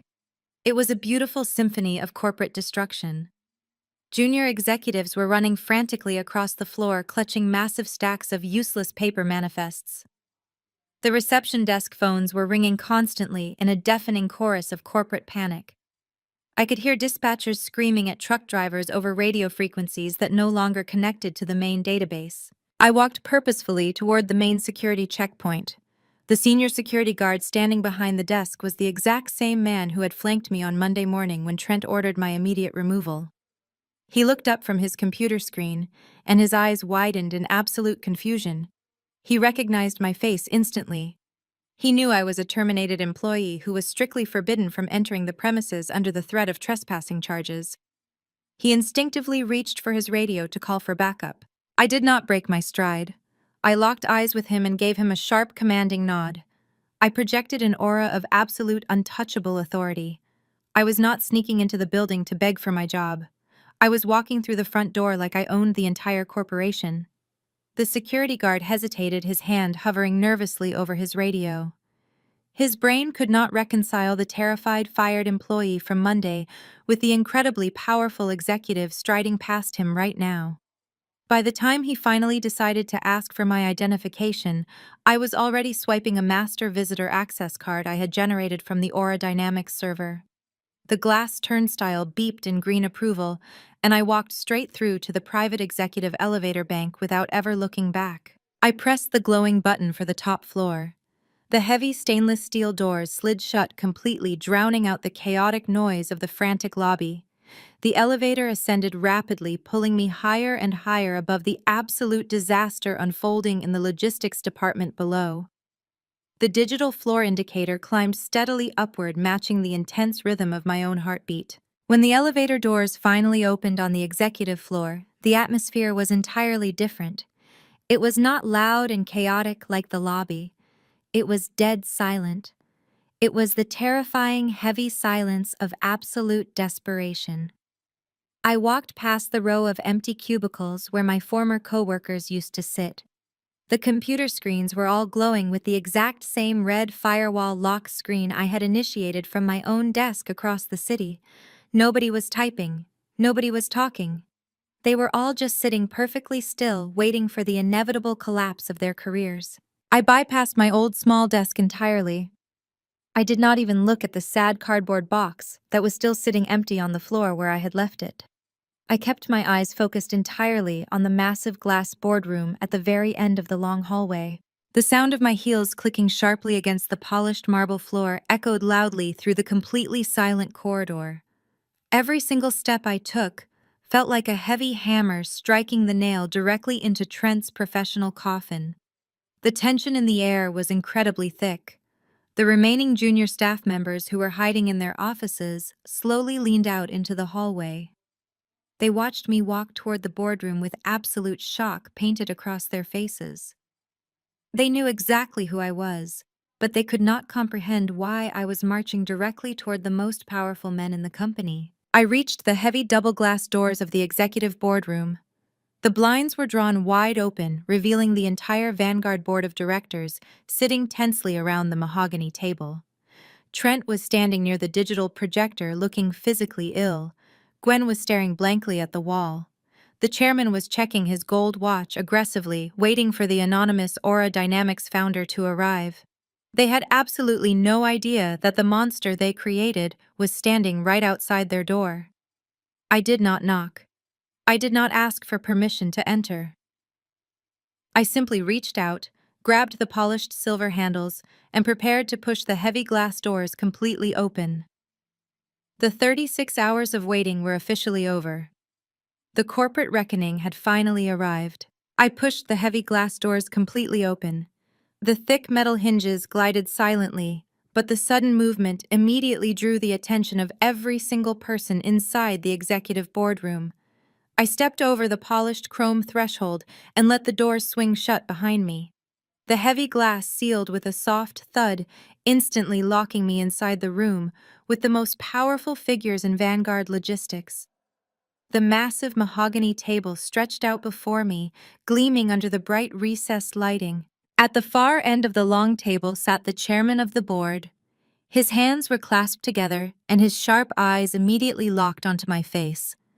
The rest of the board members, consisting of a dozen wealthy older men and women in expensive dark suits, all turned their heads in absolute unison. They looked annoyed by the sudden interruption, but none of them recognized me. To them, I was just a random woman in a charcoal power suit disrupting their critical emergency session. However, Trent and Gwen recognized me instantly. Trent was standing near the digital projection screen, wiping sweat from his forehead with a wrinkled silk handkerchief. When he looked up and saw me standing confidently at the entrance of the boardroom, his entire face contorted into a mask of pure disbelief. His brain literally short-circuited. For the past 5 years, Trent had viewed me entirely as his personal subordinate.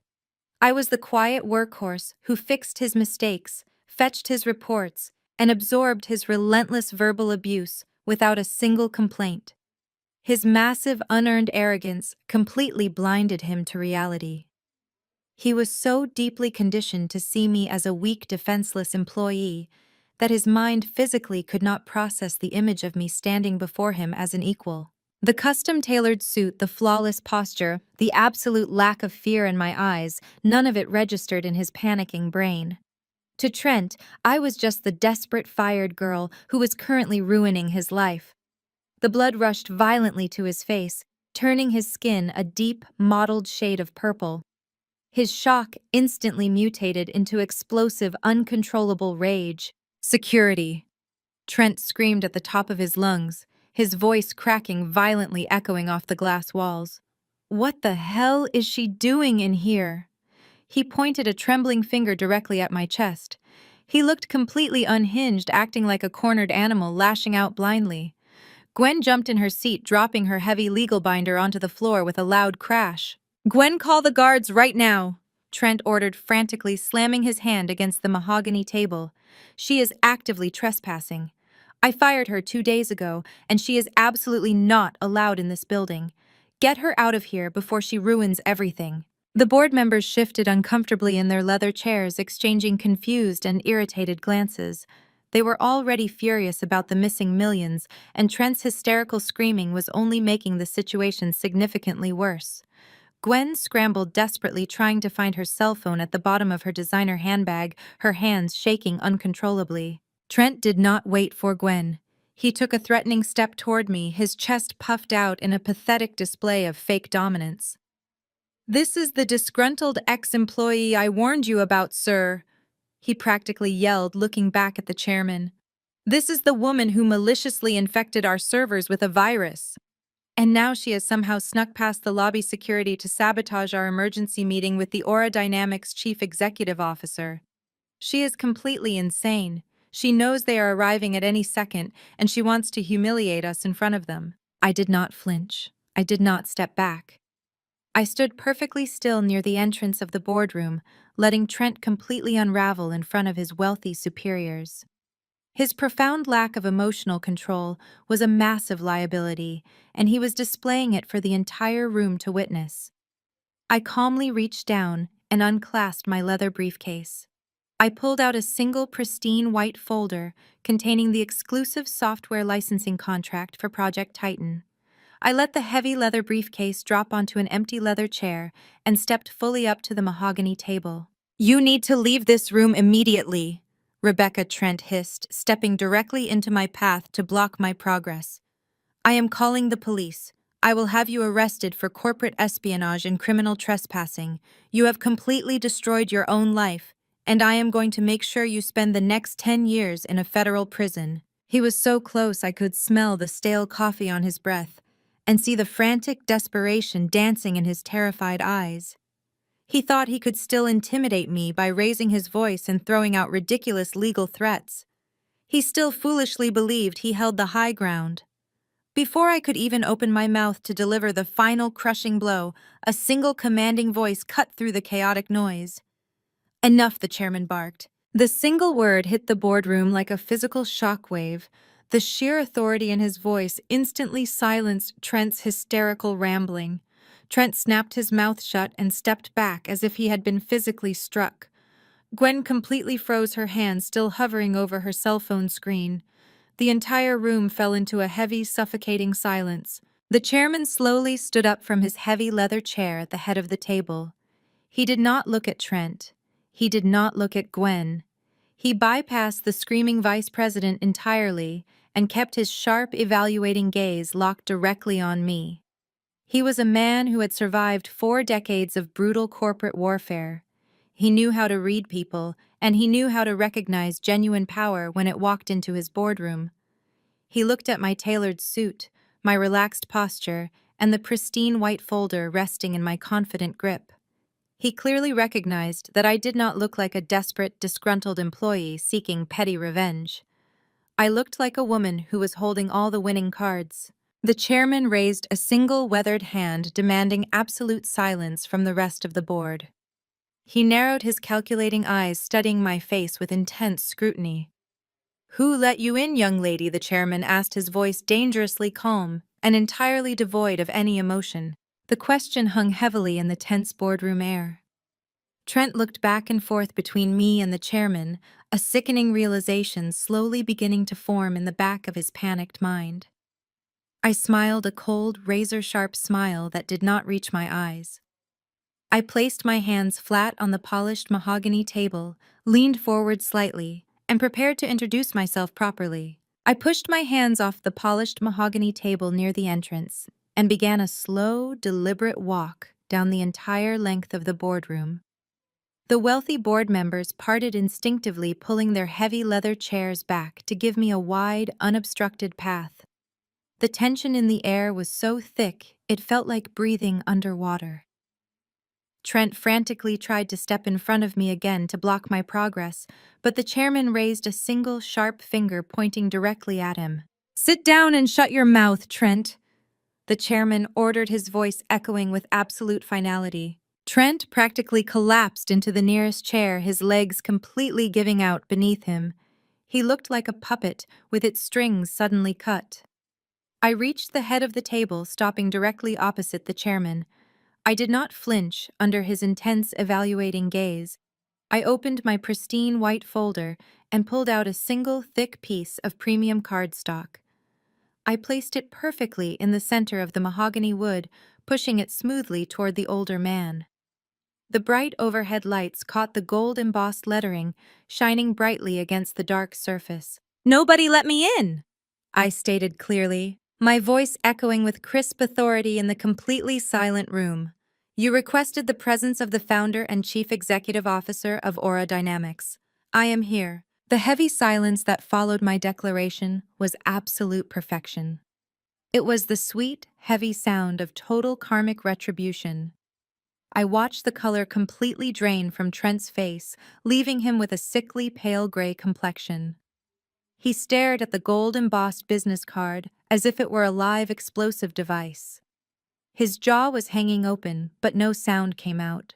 Next to him, Gwen let out a sharp, audible gasp.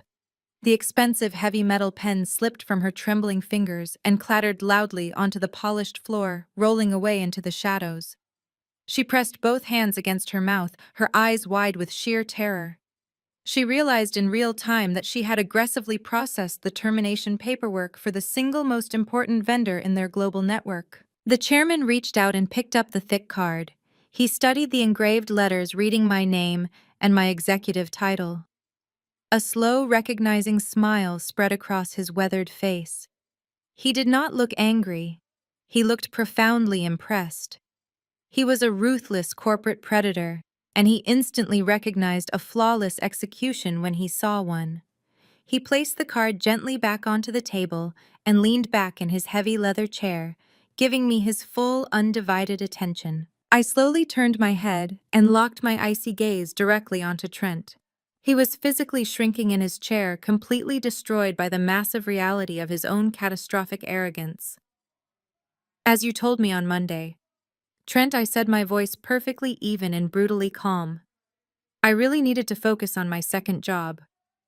So shall we review the damage your human resources department caused my software?" Trent opened his mouth to speak, but only a pathetic squeaking sound escaped his throat. He looked desperately at the other board members, pleading for help, but they were all glaring at him with pure, unfiltered hatred. They were losing hundreds of thousands of dollars every single hour, and the man responsible was sitting right in front of them, sweating through his expensive suit. "Explain exactly what happened here," the chairman demanded, his voice cutting through the heavy tension. He looked directly at me, bypassing Trent entirely. I did not wait for Trent to formulate another pathetic lie. I pulled a thick stack of diagnostic reports from my white folder and slid them across the table toward the investors. Vanguard Logistics has been utilizing a beta version of Project Titan for the past 6 months, I explained, projecting my voice clearly to the entire room. It is a highly advanced automated logistics system tied directly to my personal developer credentials. When Trent and Gwen maliciously terminated my employment on Monday morning, they instructed your IT department to aggressively purge my administrative access and lock me out of the building. I paused, letting the heavy weight of those words settle over the angry board members. I looked directly at Gwen, who looked like she was about to physically vomit. The Project Titan software immediately recognized this massive access purge as a hostile internal threat. I continued, my tone entirely professional. The system enacted a total defensive lockdown to protect my proprietary algorithms. You did not experience a cyber attack today. Your brilliant vice president essentially unplugged the life support system of your entire global supply chain because he wanted to punish me for correcting his terrible quarterly reports. He burned down your entire corporation just to protect his fragile ego. and Gwen rubber stamped the entire disaster without asking a single question. The boardroom instantly erupted into a chaotic storm of angry shouts. The wealthy investors slammed their hands on the table, demanding Trent's immediate resignation. The chairman held up his hand, and the room instantly fell silent again. "What is it going to take to turn the system back on Rebecca?" the chairman asked, addressing me by my first name as an absolute equal. "We need that software functioning immediately. Name your terms." I stood perfectly straight, squaring my shoulders. The ultimate payoff had finally arrived. I was no longer negotiating for a simple software integration. I was dictating the unconditional surrender of Vanguard Logistics. "The original licensing contract I sent over last week is officially void," I stated firmly. "The new terms are non-negotiable. Aura Dynamics will require a $10 million emergency restoration fee wired into our corporate accounts by 3 o'clock this afternoon. Furthermore, the annual licensing fee for Project Titan has just been tripled. We require a mandatory 5-year contract signed in ink today." Trent practically choked on his own breath. $10 million, he gasped, his voice cracking violently. "That is absolute extortion. You cannot do this. Sir, you cannot let her do this." The chairman completely ignored him, keeping his eyes locked entirely on me. "And what else?" the chairman asked, knowing perfectly well that I was not finished. "And I require the immediate termination of Vice President Trent and Human Resources Director Gwen." I demanded, my voice ringing with absolute cold authority. "I will not integrate my highly advanced proprietary software with a company that employs incompetent management. They are massive liabilities to your bottom line, and they are a direct threat to my technology. You will fire them right now in front of me, and you will revoke their severance packages entirely for gross corporate negligence. If they are still sitting in those chairs in 60 seconds, I am walking out that door and taking Project Titan to your biggest competitor." The chairman did not hesitate for even a single fraction of a second. He turned his sharp, weathered face toward the far end of the mahogany table, locking his eyes onto the two completely defeated executives. His gaze was entirely devoid of any mercy or hesitation. "Trent and Gwen, you are both terminated effective immediately," the chairman stated, his voice booming with absolute finality. "Leave your corporate security badges on this table right now. You will receive absolutely no severance packages, and I am personally instructing our legal department to draft a massive civil lawsuit against both of you for gross financial negligence. Now get out of my boardroom before I have the security guards drag you out by your hair." Gwen let out a loud, pathetic sob. She shakily reached up, pulled the plastic security badge from her lapel, and dropped it onto the polished wood. Her hands were trembling violently. Trent remained completely paralyzed in his heavy leather chair. His mouth was opening and closing silently like a suffocating fish. His entire wealthy, privileged reality was rapidly shattering into a million sharp, unfixable pieces. He was losing his prestigious title, his massive salary, and his entire professional reputation in front of the most powerful corporate investors in the city. "Do not leave just yet," I commanded sharply, cutting through the chaotic noise of the boardroom. I reached into my leather briefcase and pulled out a sleek silver tablet. "I want you both to sit right there and watch exactly how you destroyed your own careers." I walked around the edge of the mahogany table and firmly plugged my tablet directly into the primary boardroom projector system. The massive digital screen covering the entire back wall instantly flared to life, bathing the dark room in a sharp blue light. I tapped the glass screen of my tablet, bringing up a highly detailed, heavily documented digital presentation. I had not just come here to demand a massive contract and secure a financial victory. I came here to execute a flawless public execution of Trent's entire fabricated legacy. For the past 5 years, Vice President Trent has presented himself as a logistical genius to this entire board of directors. I began, my voice projecting clearly across the silent room.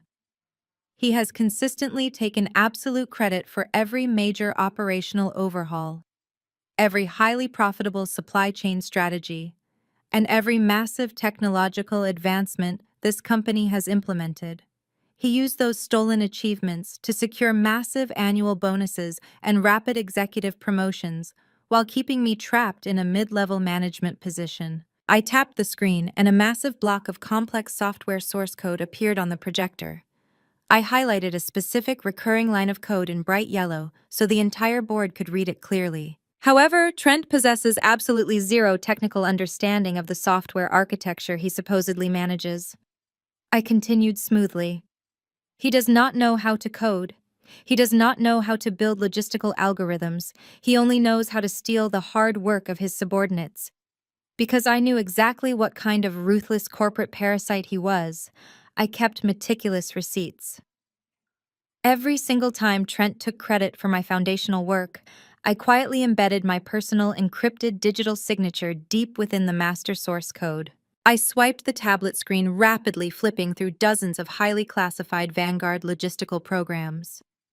Every single file displayed my encrypted signature, proving undeniably that I was the sole architect of their entire modern infrastructure. The board members leaned forward in their chairs, their eyes wide with absolute shock. They were looking at 5 years of undeniable concrete evidence proving their star executive was nothing more than a pathetic fraud. Trent buried his face in his hands, letting out a low, miserable groan. He was entirely trapped and he knew it. But stealing my professional work was not his most catastrophic failure. I stated, my tone turning icy and dangerous. His ultimate failure occurred exactly 36 hours ago. I tapped the screen again, pulling up a massively blown-up digital image of my official termination paperwork. Gwen's signature was stamped brightly at the bottom of the page in harsh red ink. Next to the Human Resources document, I displayed the internal server logs from the Vanguard Information Technology Department. The exact timestamps on both documents aligned perfectly down to the very last millisecond. I drew a bright digital line connecting the two separate events on the projector screen, making the massive connection entirely undeniable. On Monday morning, Trent threw a massive temper tantrum because I corrected his flawed quarterly report in front of the junior staff, I explained, pointing at the glowing screen.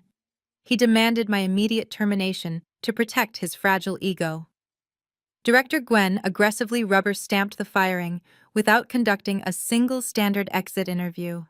She then instructed your technical department to indiscriminately delete my master administrative account from your global network. I highlighted the specific command line on the server log that triggered the massive corporate blackout. Neither Trent nor Gwen bothered to realize that my personal administrative account was structurally bound to the foundational code of Project Titan, Y said, staring directly at the chairman. They recklessly deleted the master key to your entire global supply chain. My proprietary software immediately recognized the aggressive deletion as a hostile internal cyber attack. The system did exactly what it was programmed to do. It executed an automated defensive blackout to protect its core algorithms from unauthorized manipulation. Vanguard Logistics triggered its own catastrophic collapse. I did not hack your servers. Your incompetent management essentially unplugged the life support machine of your own corporation because they were too arrogant to understand how the machine actually functioned. The absolute truth hung heavily in the freezing boardroom air. The wealthy investors stared at the massive digital timeline, completely horrified by the staggering level of sheer executive incompetence on display.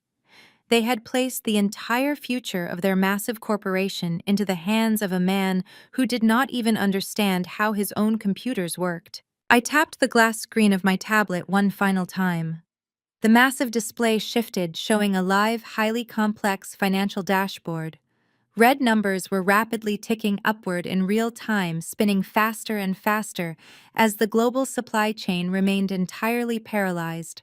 Thanks to Trent's profound lack of basic operational oversight and Gwen's recklessly aggressive human resources protocols, your company is currently bleeding capital at an absolutely unprecedented rate. I announced, dropping the final devastating bomb onto the mahogany table. I have been carefully tracking the exact financial fallout of this system-wide failure. As of this exact second, Vanguard Logistics has lost exactly $2.4 million in the last 36 hours. The boardroom erupted into absolute chaos. The sheer magnitude of the financial destruction finally shattered the silent tension. Several board members began screaming loudly, demanding that Trent be permanently banned from the entire financial district. The chairman turned a brutal shade of red, gripping the edges of the mahogany table so tightly his knuckles turned completely white. "Security!" the chairman roared, pressing the emergency intercom button on the conference phone. "Get up here right now and physically remove these two massive liabilities from my building." Trent and Gwen did not wait for the armed guards to arrive. Gwen practically sprinted for the heavy glass doors, sobbing loudly into her hands, completely destroyed by the reality of her shattered career. Trent stumbled awkwardly out of his leather chair, his face completely pale and devoid of any remaining arrogance. He looked at me one last time, his eyes filled with absolute helpless terror.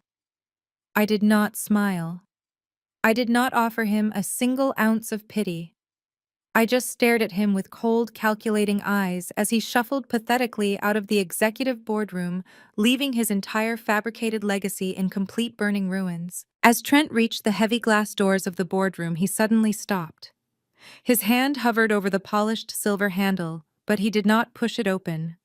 The initial shock of his termination was rapidly fading, and the terrifying financial reality of his situation was finally crashing down upon him. He was not just losing his vice president title.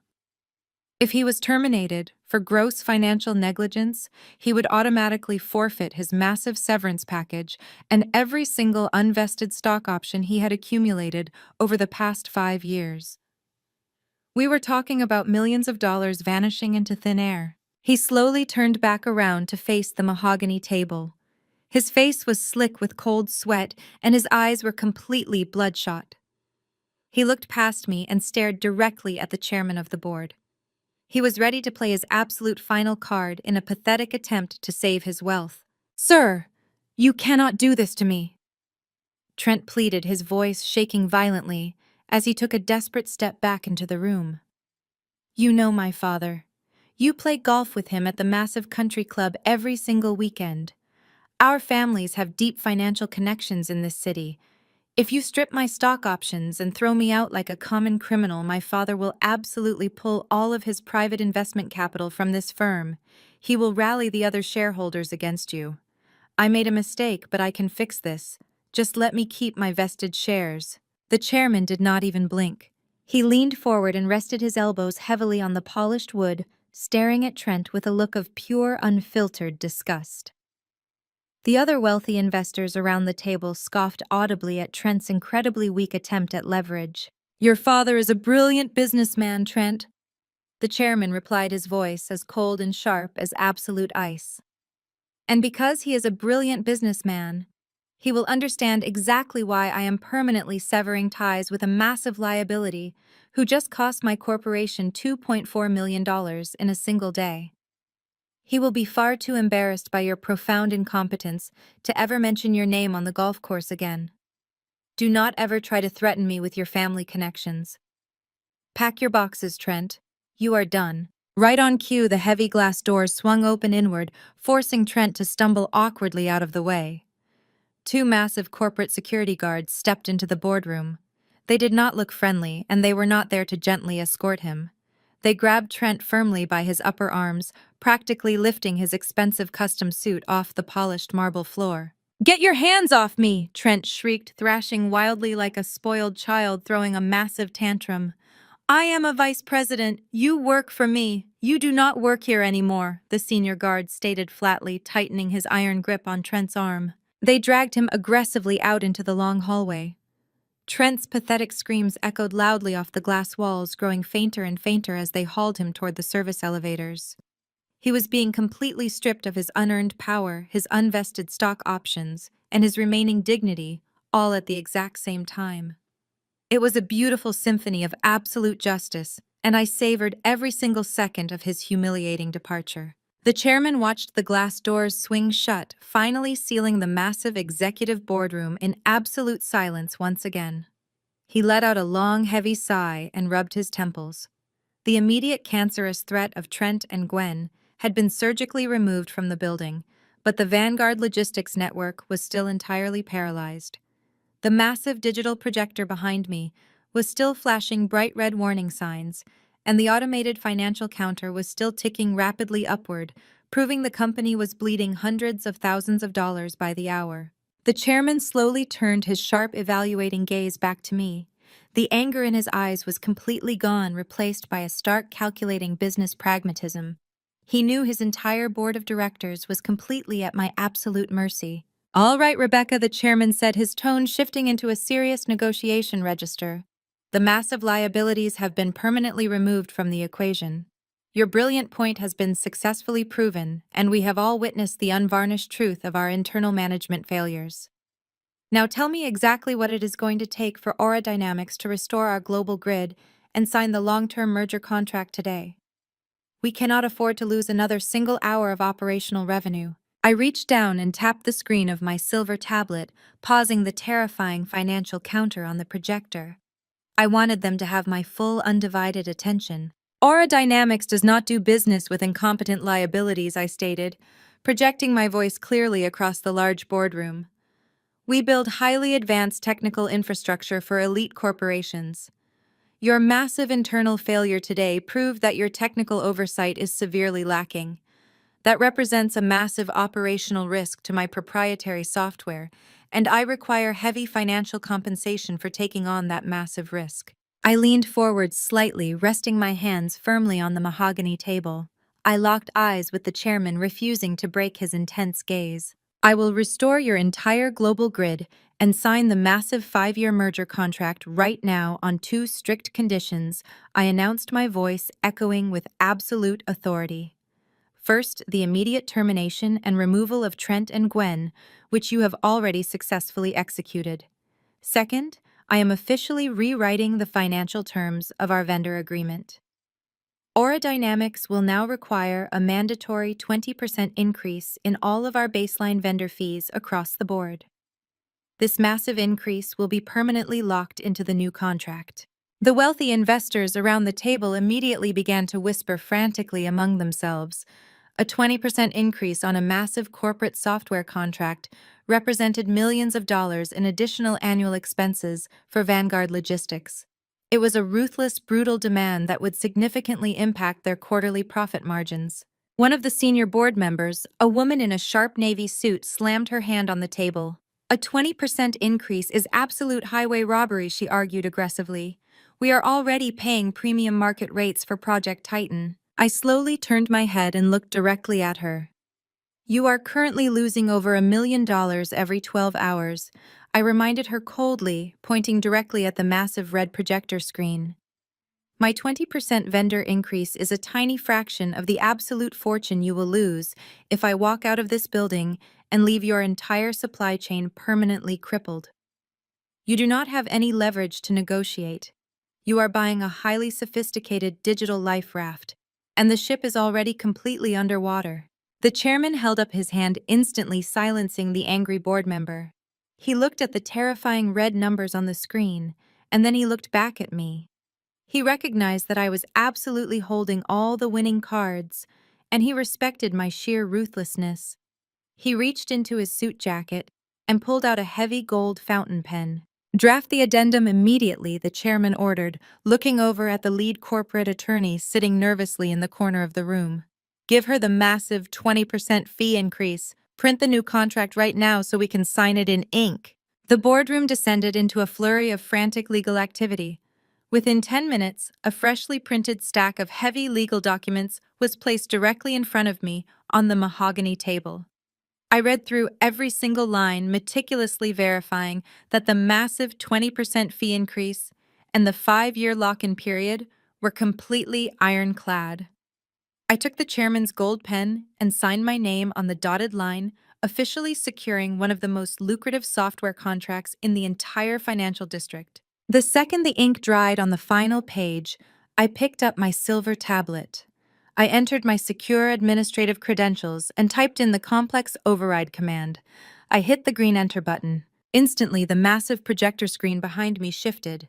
The terrifying flashing red warning signs vanished completely. A wave of solid green operational lights cascaded rapidly across the digital dashboard. The automated supply chain reconnected instantly, restoring dispatch communications, tracking software, and regional warehouse routing protocols. The room let out a massive collective sigh of sheer relief as the Vanguard network roared back to perfect life. I closed my pristine white folder, smiled at the chairman, and walked out of the boardroom, a complete, undisputed victor. While the executive team scrambled to finalize the legal paperwork, I walked away from the heavy mahogany table and approached the floor-to-ceiling glass wall, overlooking the primary executive hallway. I poured myself a glass of ice water from the boardroom refreshment station and took a slow, deliberate sip. The cold liquid felt incredibly refreshing against my throat. Outside the glass room, the entire floor had come to a complete standstill. Two imposing security guards in dark uniforms were currently escorting Trent and Gwen down the corridor. They were the exact same guards who had flanked me on Monday morning when Trent ordered my humiliating removal. Back then, those guards had looked at me with cold indifference, viewing me as just another disposable employee, being cast aside by corporate management. Today, those same guards were holding Trent and Gwen by their shoulders with firm, uncompromising efficiency. Gwen was sobbing uncontrollably, her shoulders shaking violently as mascara ran down her pale cheeks in messy black streaks. She held a single crushed folder against her chest, her confidence completely destroyed. Trent was entirely unhinged. His face was a dark, furious shade of red as he tried to pull away from the guards, shouting threats that nobody was listening to. He looked pathetic. 2 days ago, he believed he was an untouchable king ruling over an empire he did not build. Now he was being marched out like a common criminal in front of the entire staff he had tormented for years. I raised my glass of ice water slightly toward the glass wall, silently acknowledging the sheer perfection of corporate karma. Watching them crumble was deeply satisfying, but it also brought a quiet sense of profound clarity to my mind. For years, I had believed that I needed my family's approval and validation. I had tolerated Mitchell's abusive financial threats and Sienna's spoiled arrogance because a small, naive part of me still hoped they would recognize my talent and worth. I thought if I worked hard enough and endured enough pain, my parents would finally treat me like a daughter instead of a convenient financial asset. Standing inside that high-level boardroom watching my oppressors fall, I realized how absurd that dream had been. I did not need Mitchell's validation. I did not need my grandfather's trust fund. I did not need anyone's permission to be successful. I did not win today because my family supported me. I won because I was smarter, sharper, and far more prepared than the arrogant bullies who had spent years holding me down. I had built a multi-million-dollar empire entirely in the shadows while they were busy playing shallow corporate politics. The satisfaction of knowing that I owed my ultimate victory to no one but myself was far sweeter than any trust fund Mitchell could ever hold over my head. I turned back toward the mahogany table as the lead corporate attorney placed the finalized merger documents in front of the chairman. The atmosphere in the boardroom had shifted from chaotic desperation to quiet respect. The chairman picked up his heavy gold fountain pen and carefully reviewed the modified clauses.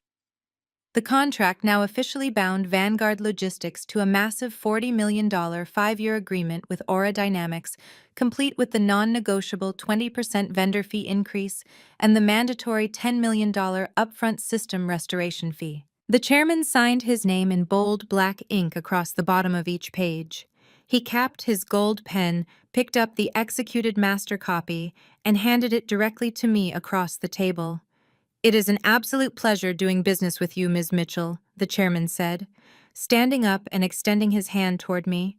"You are without a doubt the most formidable negotiator I have ever sat across from in my 40 years of corporate business." I shook his hand with a firm, confident grip. "The pleasure is entirely mine," I replied smoothly.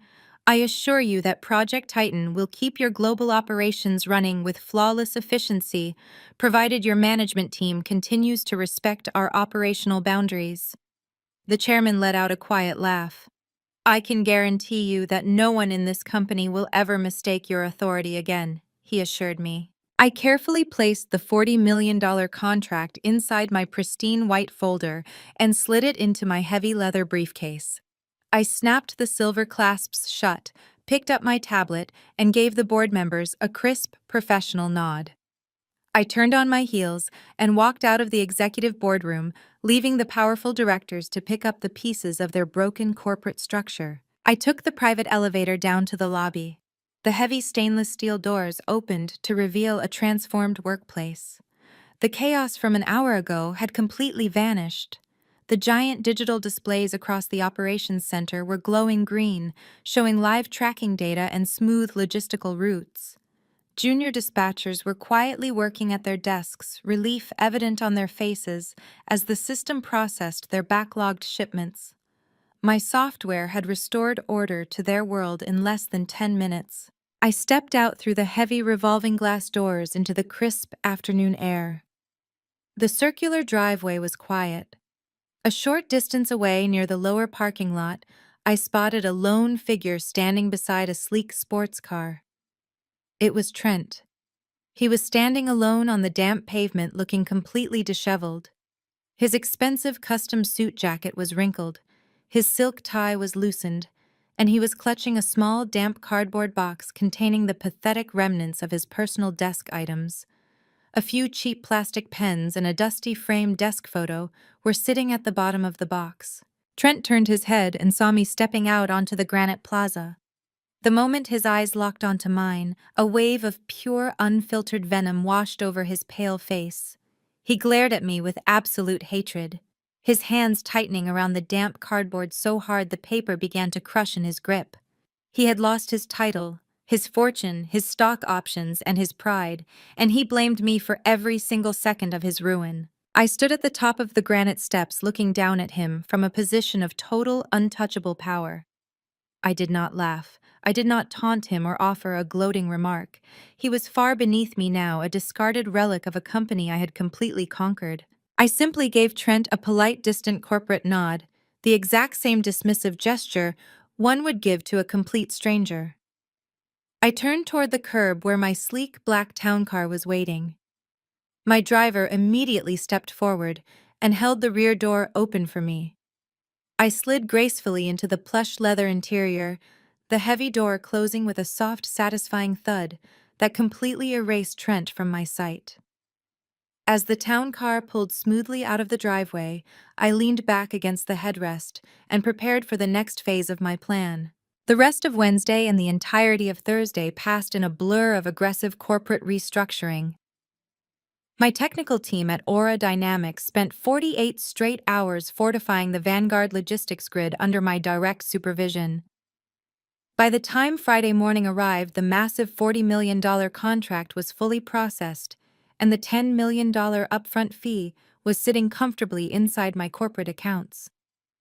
I woke up early in my luxury downtown penthouse apartment, feeling an unprecedented level of peace.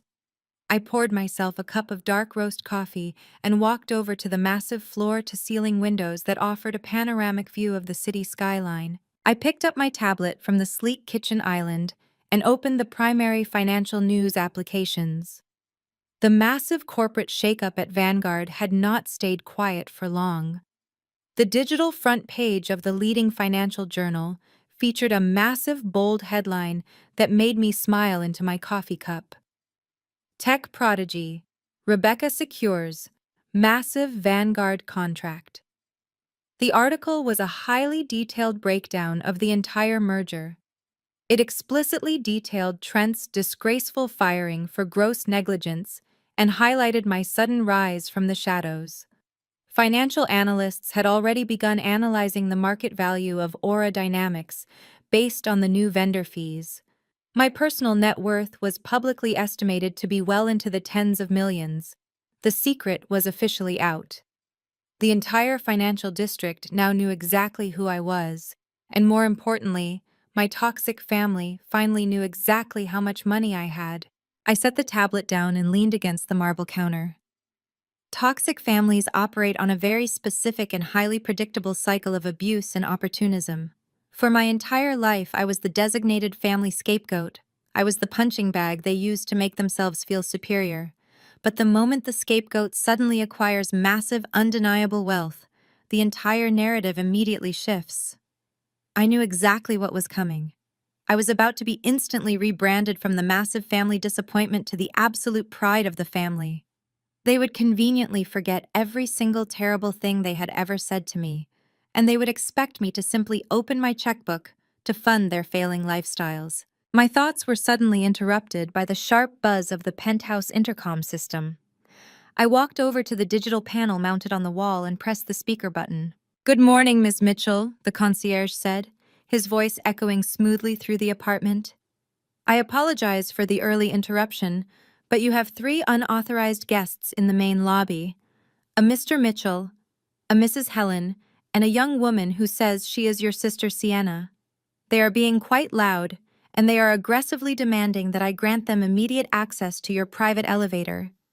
I can call building security to have them escorted out if you prefer." I felt a cold, sharp thrill run down my spine. The final boss of my lifelong trauma had just walked directly into my fortress. Elijah was right. They were completely broke and desperate. They had seen the morning financial news, and they immediately rushed to my luxury building to stake their claim on my new fortune. They expected to find the same weak girl they had bullied at the steakhouse on Monday night. They had absolutely no idea they were walking into a massive trap. "Do not call security," I instructed the concierge, keeping my voice perfectly calm and collected. "Please grant them access to the private elevator and send them directly up to the penthouse." I released the button and stepped back from the panel. I walked into my massive walk-in closet and quickly changed out of my silk pajamas. I put on a pair of sharp-tailored trousers and a high-neck cashmere sweater. I wanted to look completely relaxed but entirely untouchable. I walked back out into the massive open-concept living room. The space was pristine, featuring imported Italian leather furniture, a grand piano, and millions of dollars of curated modern art.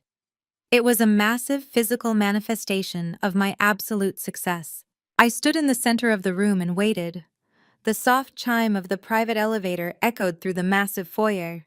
The heavy oak doors slid open and my parents stepped directly into my penthouse, followed closely by Sienna. They all stopped dead in their tracks, completely paralyzed by the sheer magnitude of the luxury surrounding them. Mitchell was wearing his usual expensive golf polo, but his face looked incredibly tired and stressed.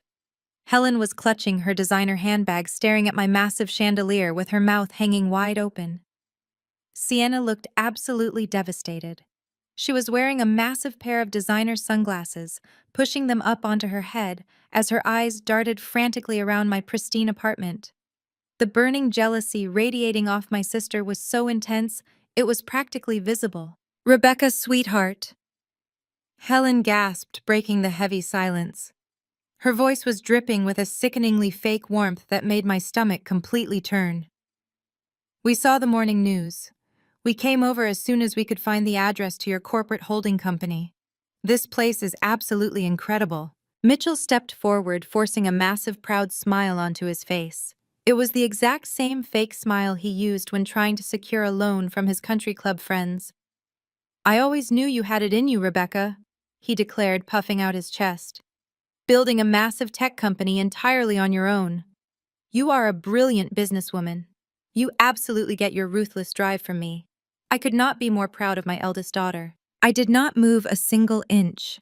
I just stood in the center of my massive living room, watching them desperately try to rewrite our entire history.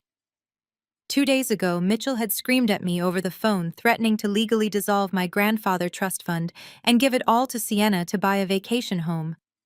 Now he was standing in my penthouse, claiming he was the absolute source of my massive success. Sienna stepped out from behind our mother, crossing her arms tightly over her chest. Her eyes were practically glowing with toxic envy. "So this is where you have been hiding," she snapped, her tone dripping with bitter resentment. "You let Mom and Dad pay for your dinner on Monday night, while you were secretly sitting on tens of millions of dollars. That is incredibly selfish, Rebecca. We are your family. You should have told us you were building a massive corporate empire instead of letting us worry about your financial stability." I let out a slow, dry laugh that echoed loudly against the massive glass windows. The sheer audacity of her statement was absolutely breathtaking. I slowly walked over to the kitchen island and picked up my tablet. I did not invite them up here to play happy family. I invited them up here to finally execute the exact same ruthless corporate dismantling I had performed on Trent and Gwen. I looked directly at my father, watching the fake smile slowly begin to melt off his face. "You did not come here to congratulate me, Dad," I stated, my voice completely devoid of any emotion. You came here because your commercial real estate business is completely bankrupt.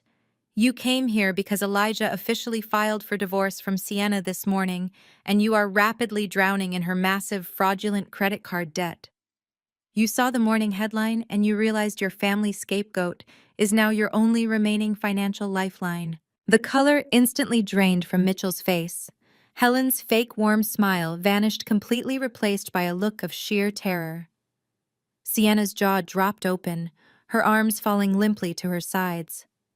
The continuous escalating conflict had finally breached the pristine walls of our toxic family dynamic, and the absolute truth was now standing right in front of them with a massive bank account and absolutely zero mercy. The heavy silence in the penthouse lasted for exactly 10 seconds before my mother decided to completely ignore reality. Helen rushed forward with her arms thrown wide open, her designer heels clicking frantically against the hardwood floor. Massive crocodile tears sprang instantly to her eyes, completely bypassing the devastating truth I had just laid out before them. "Oh, Rebecca, you are just so overwhelmed from running this massive company," she cooed, her voice trembling with manufactured emotion as she tried to wrap me in a suffocating hug. "We always knew you were an absolute genius. Everything we did was just our way of pushing you to reach your full potential. We did it out of love." I took a single sharp step back, letting her arms grasp nothing but empty air. Helen stumbled slightly, her fake warm smile freezing into a tight, awkward grimace. The forced pleasantries dropped completely within 3 agonizing minutes. Realizing that the emotional manipulation tactic was a massive failure, Mitchell instantly shifted gears. He fell back on the only language he actually understood, which was aggressive financial transaction. He cleared his throat, smoothed down the front of his expensive golf polo, and adopted his most patronizing country club business persona. "Look, let us just put all this ugly family drama behind us," Mitchell said, waving his hand dismissively as if he was swatting away a minor annoyance. "We are blood, Rebecca. That is what truly matters. You are correct about the business. My commercial real estate firm is experiencing a highly unfortunate temporary cash flow issue. I am drowning in toxic overhead. I just need a simple bridge loan to keep the lights on until the quarter ends. I need $500,000 wired to my business account by Monday. It is absolute pocket change for a tech executive like you, and it will save the family legacy." Sienna suddenly snapped out of her shocked trance. She realized Mitchell was actively trying to secure the only available cash in the room, and panic completely overtook her. She violently shoved past our father, sending her massive designer sunglasses clattering onto the marble floor. Real tears of sheer terror streamed down her perfectly contoured face. "No, you have to help me first," Sienna sobbed hysterically, her voice reaching a frantic, high-pitched shriek. "Elijah locked all of our joint bank accounts early this morning. He took my name off everything. I have $80,000 in secret credit card debt, and the banks are threatening to sue me by the end of the month. You have to pay it off right now, Rebecca. Sisters help each other. You cannot just sit up here in this luxury penthouse and let your own flesh and blood go bankrupt." I stared at the 3 of them in absolute disgust. They stood in the center of my pristine living room, begging for hundreds of thousands of dollars, acting as if the horrific steakhouse dinner from earlier in the week had never even happened. They completely erased the decades of emotional abuse, the constant belittling, and the cruel financial threats Mitchell had hurled at me over the phone just 48 hours prior. To my toxic family, I was no longer a living, breathing human being.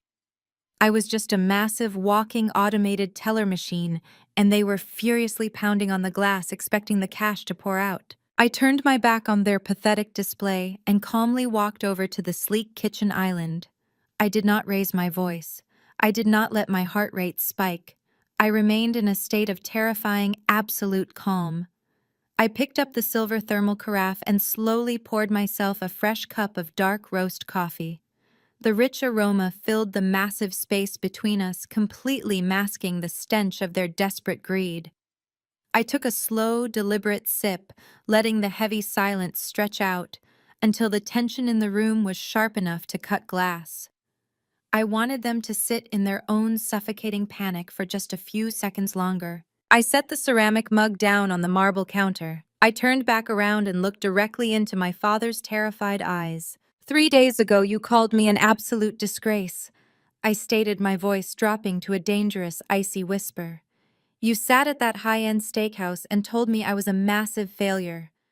You explicitly threatened to legally dissolve my grandfather's trust fund and steal my remaining inheritance just to buy Sienna a luxury vacation home. You mocked my career and you laughed in my face. I shifted my cold gaze to my mother, who was still pretending to cry, and then to my sister, who was shaking with selfish terror. You do not want a daughter, Mitchell. I continued, my tone completely devoid of any empathy. You do not want a sister, Sienna. You want an automated teller machine. You want a blind financial savior to clean up your massive catastrophic mistakes. And the answer is absolutely no.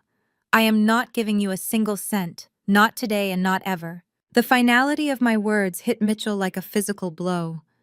The last fragile remnants of his fake country club smile vanished entirely. His face rapidly morphed from pale gray to an alarming shade of dark purple.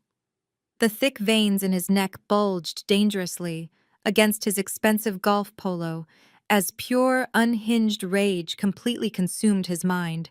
He lunged forward, stabbing his finger aggressively in the air toward my face. You cold, ungrateful child! Mitchell screamed, his voice echoing violently off the massive glass windows. We put a roof over your head. We paid for your entire childhood. You owe us everything you have. You are legally obligated to help this family survive this financial crisis. I am your father, and you will write me a check right now. Right on cue, Helen immediately escalated her emotional manipulation tactics. Realizing that Mitchell's aggressive screaming was completely failing to intimidate me, she clutched her designer handbag to her chest and began to hyperventilate loudly. She stumbled backward and collapsed heavily onto my imported Italian leather sofa, gasping for air in a highly theatrical display of manufactured medical distress. Sienna dropped to her knees beside the sofa, joining our mother in a synchronized chorus of frantic weeping. She wailed about her impending lawsuits and begged for someone to save her from the aggressive debt collectors. Helen fanned her face frantically with her free hand, crying dramatically about her failing heart, and how my cruel selfishness was physically sending her to an early grave. It was a pathetic, desperate performance meant to trigger my childhood guilt, but I just stood there sipping my coffee and watching them fall apart with absolute indifference. As Helen continued her theatrical gasping on my imported leather sofa, and Sienna wailed loudly into her hands, the soft chime of the private elevator echoed through the massive foyer once again. The heavy oak doors slid open and Elijah stepped directly into the penthouse. He was wearing a sharp-tailored charcoal suit and carrying a sleek leather briefcase in his right hand. His expression was completely exhausted, but entirely resolute. Sienna snapped her head up. Her tear-streaked face immediately lit up with desperate, fabricated hope. "Elijah!" she shrieked, scrambling off the floor and rushing aggressively toward him. "You have to talk some sense into my sister. She is sitting on tens of millions of dollars, and she is completely refusing to help us. She is letting the bank sue me. Tell her she has to pay off my credit cards right now." Elijah did not even flinch. He smoothly sidestepped her frantic grasp, completely bypassing her, as if she was nothing more than a minor nuisance. He walked straight past his screaming wife and approached the kitchen island where I was standing.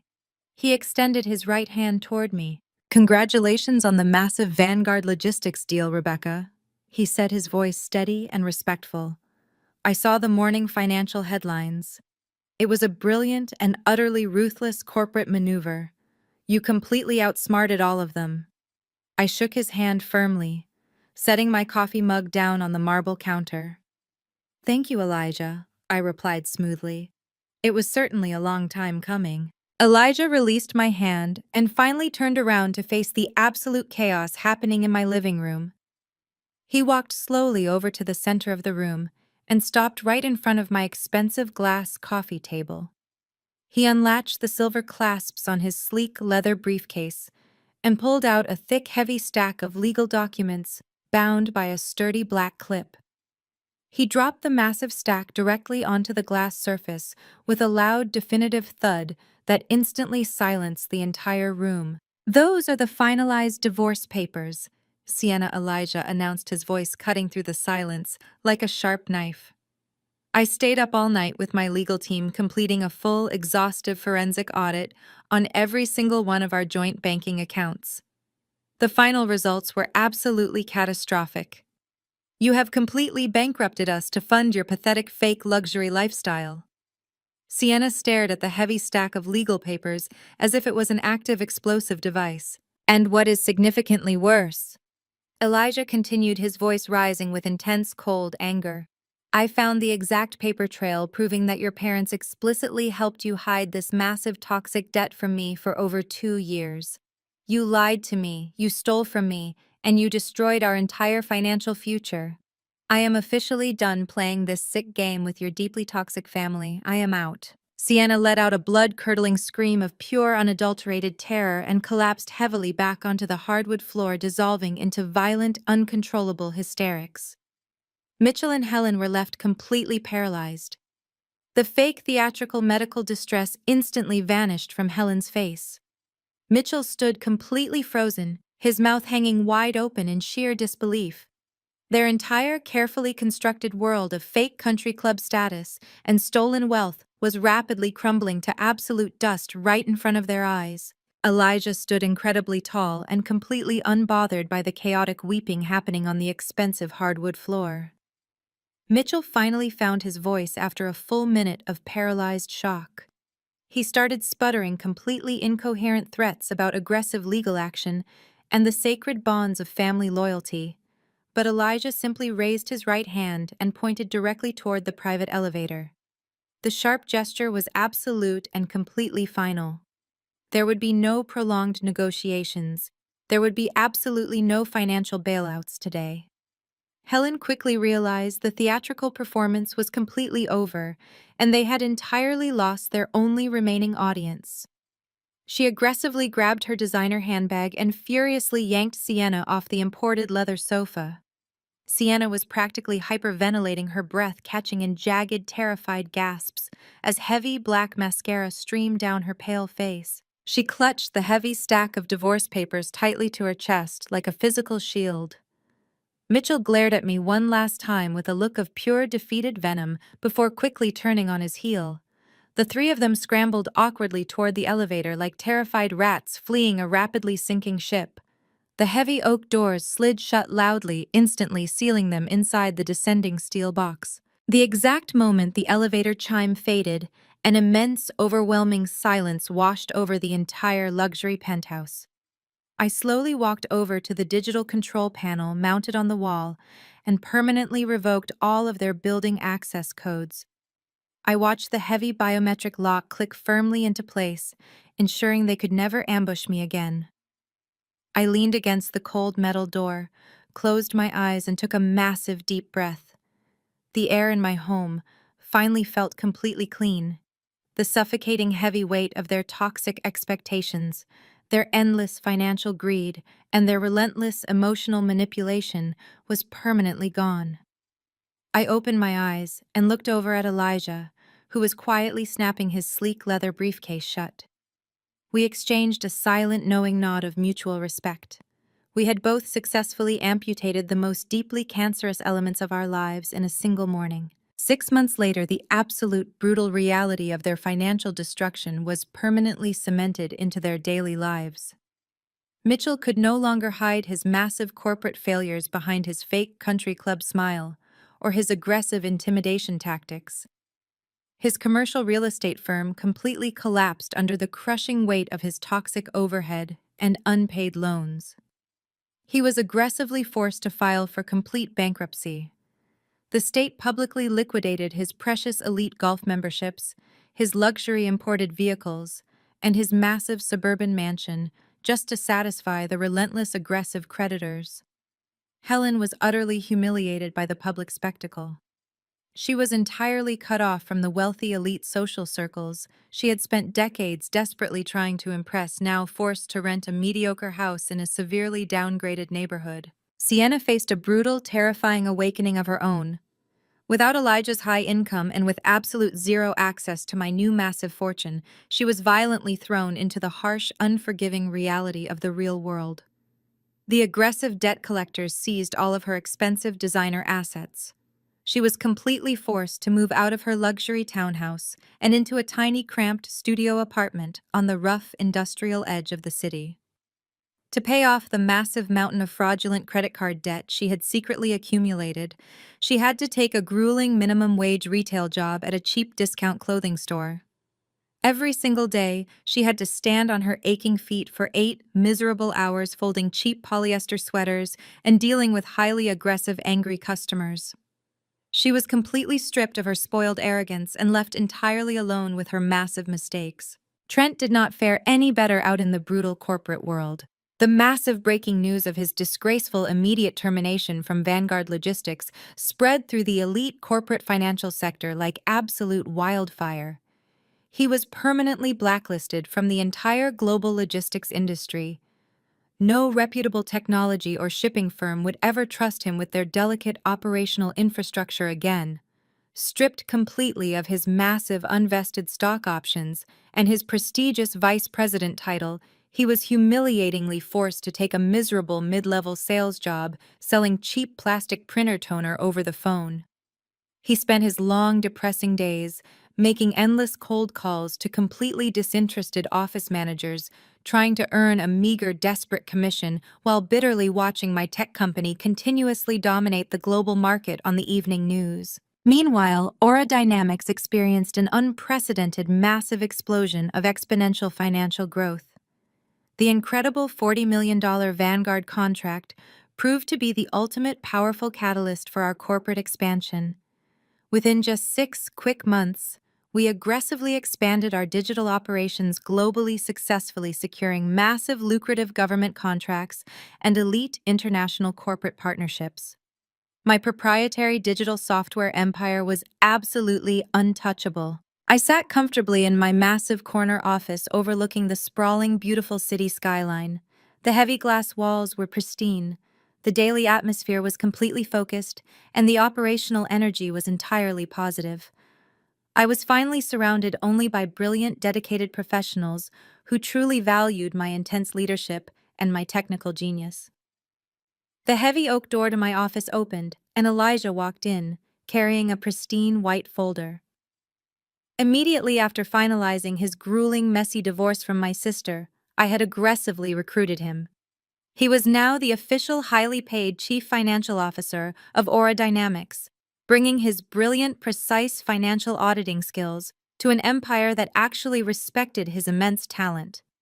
He placed the glowing quarterly earnings report directly on my polished mahogany desk, smiled brightly, and walked back out into the busy hallway. I took a sip of my dark roast coffee completely and absolutely at peace. Sometimes the absolute best thing someone can do is fire you, reject you, and aggressively throw you to the wolves, because out there in the freezing cold is exactly where you learn how to build an absolute empire.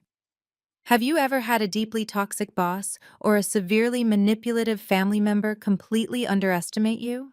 Tell me exactly how you proved them completely wrong in the comments below.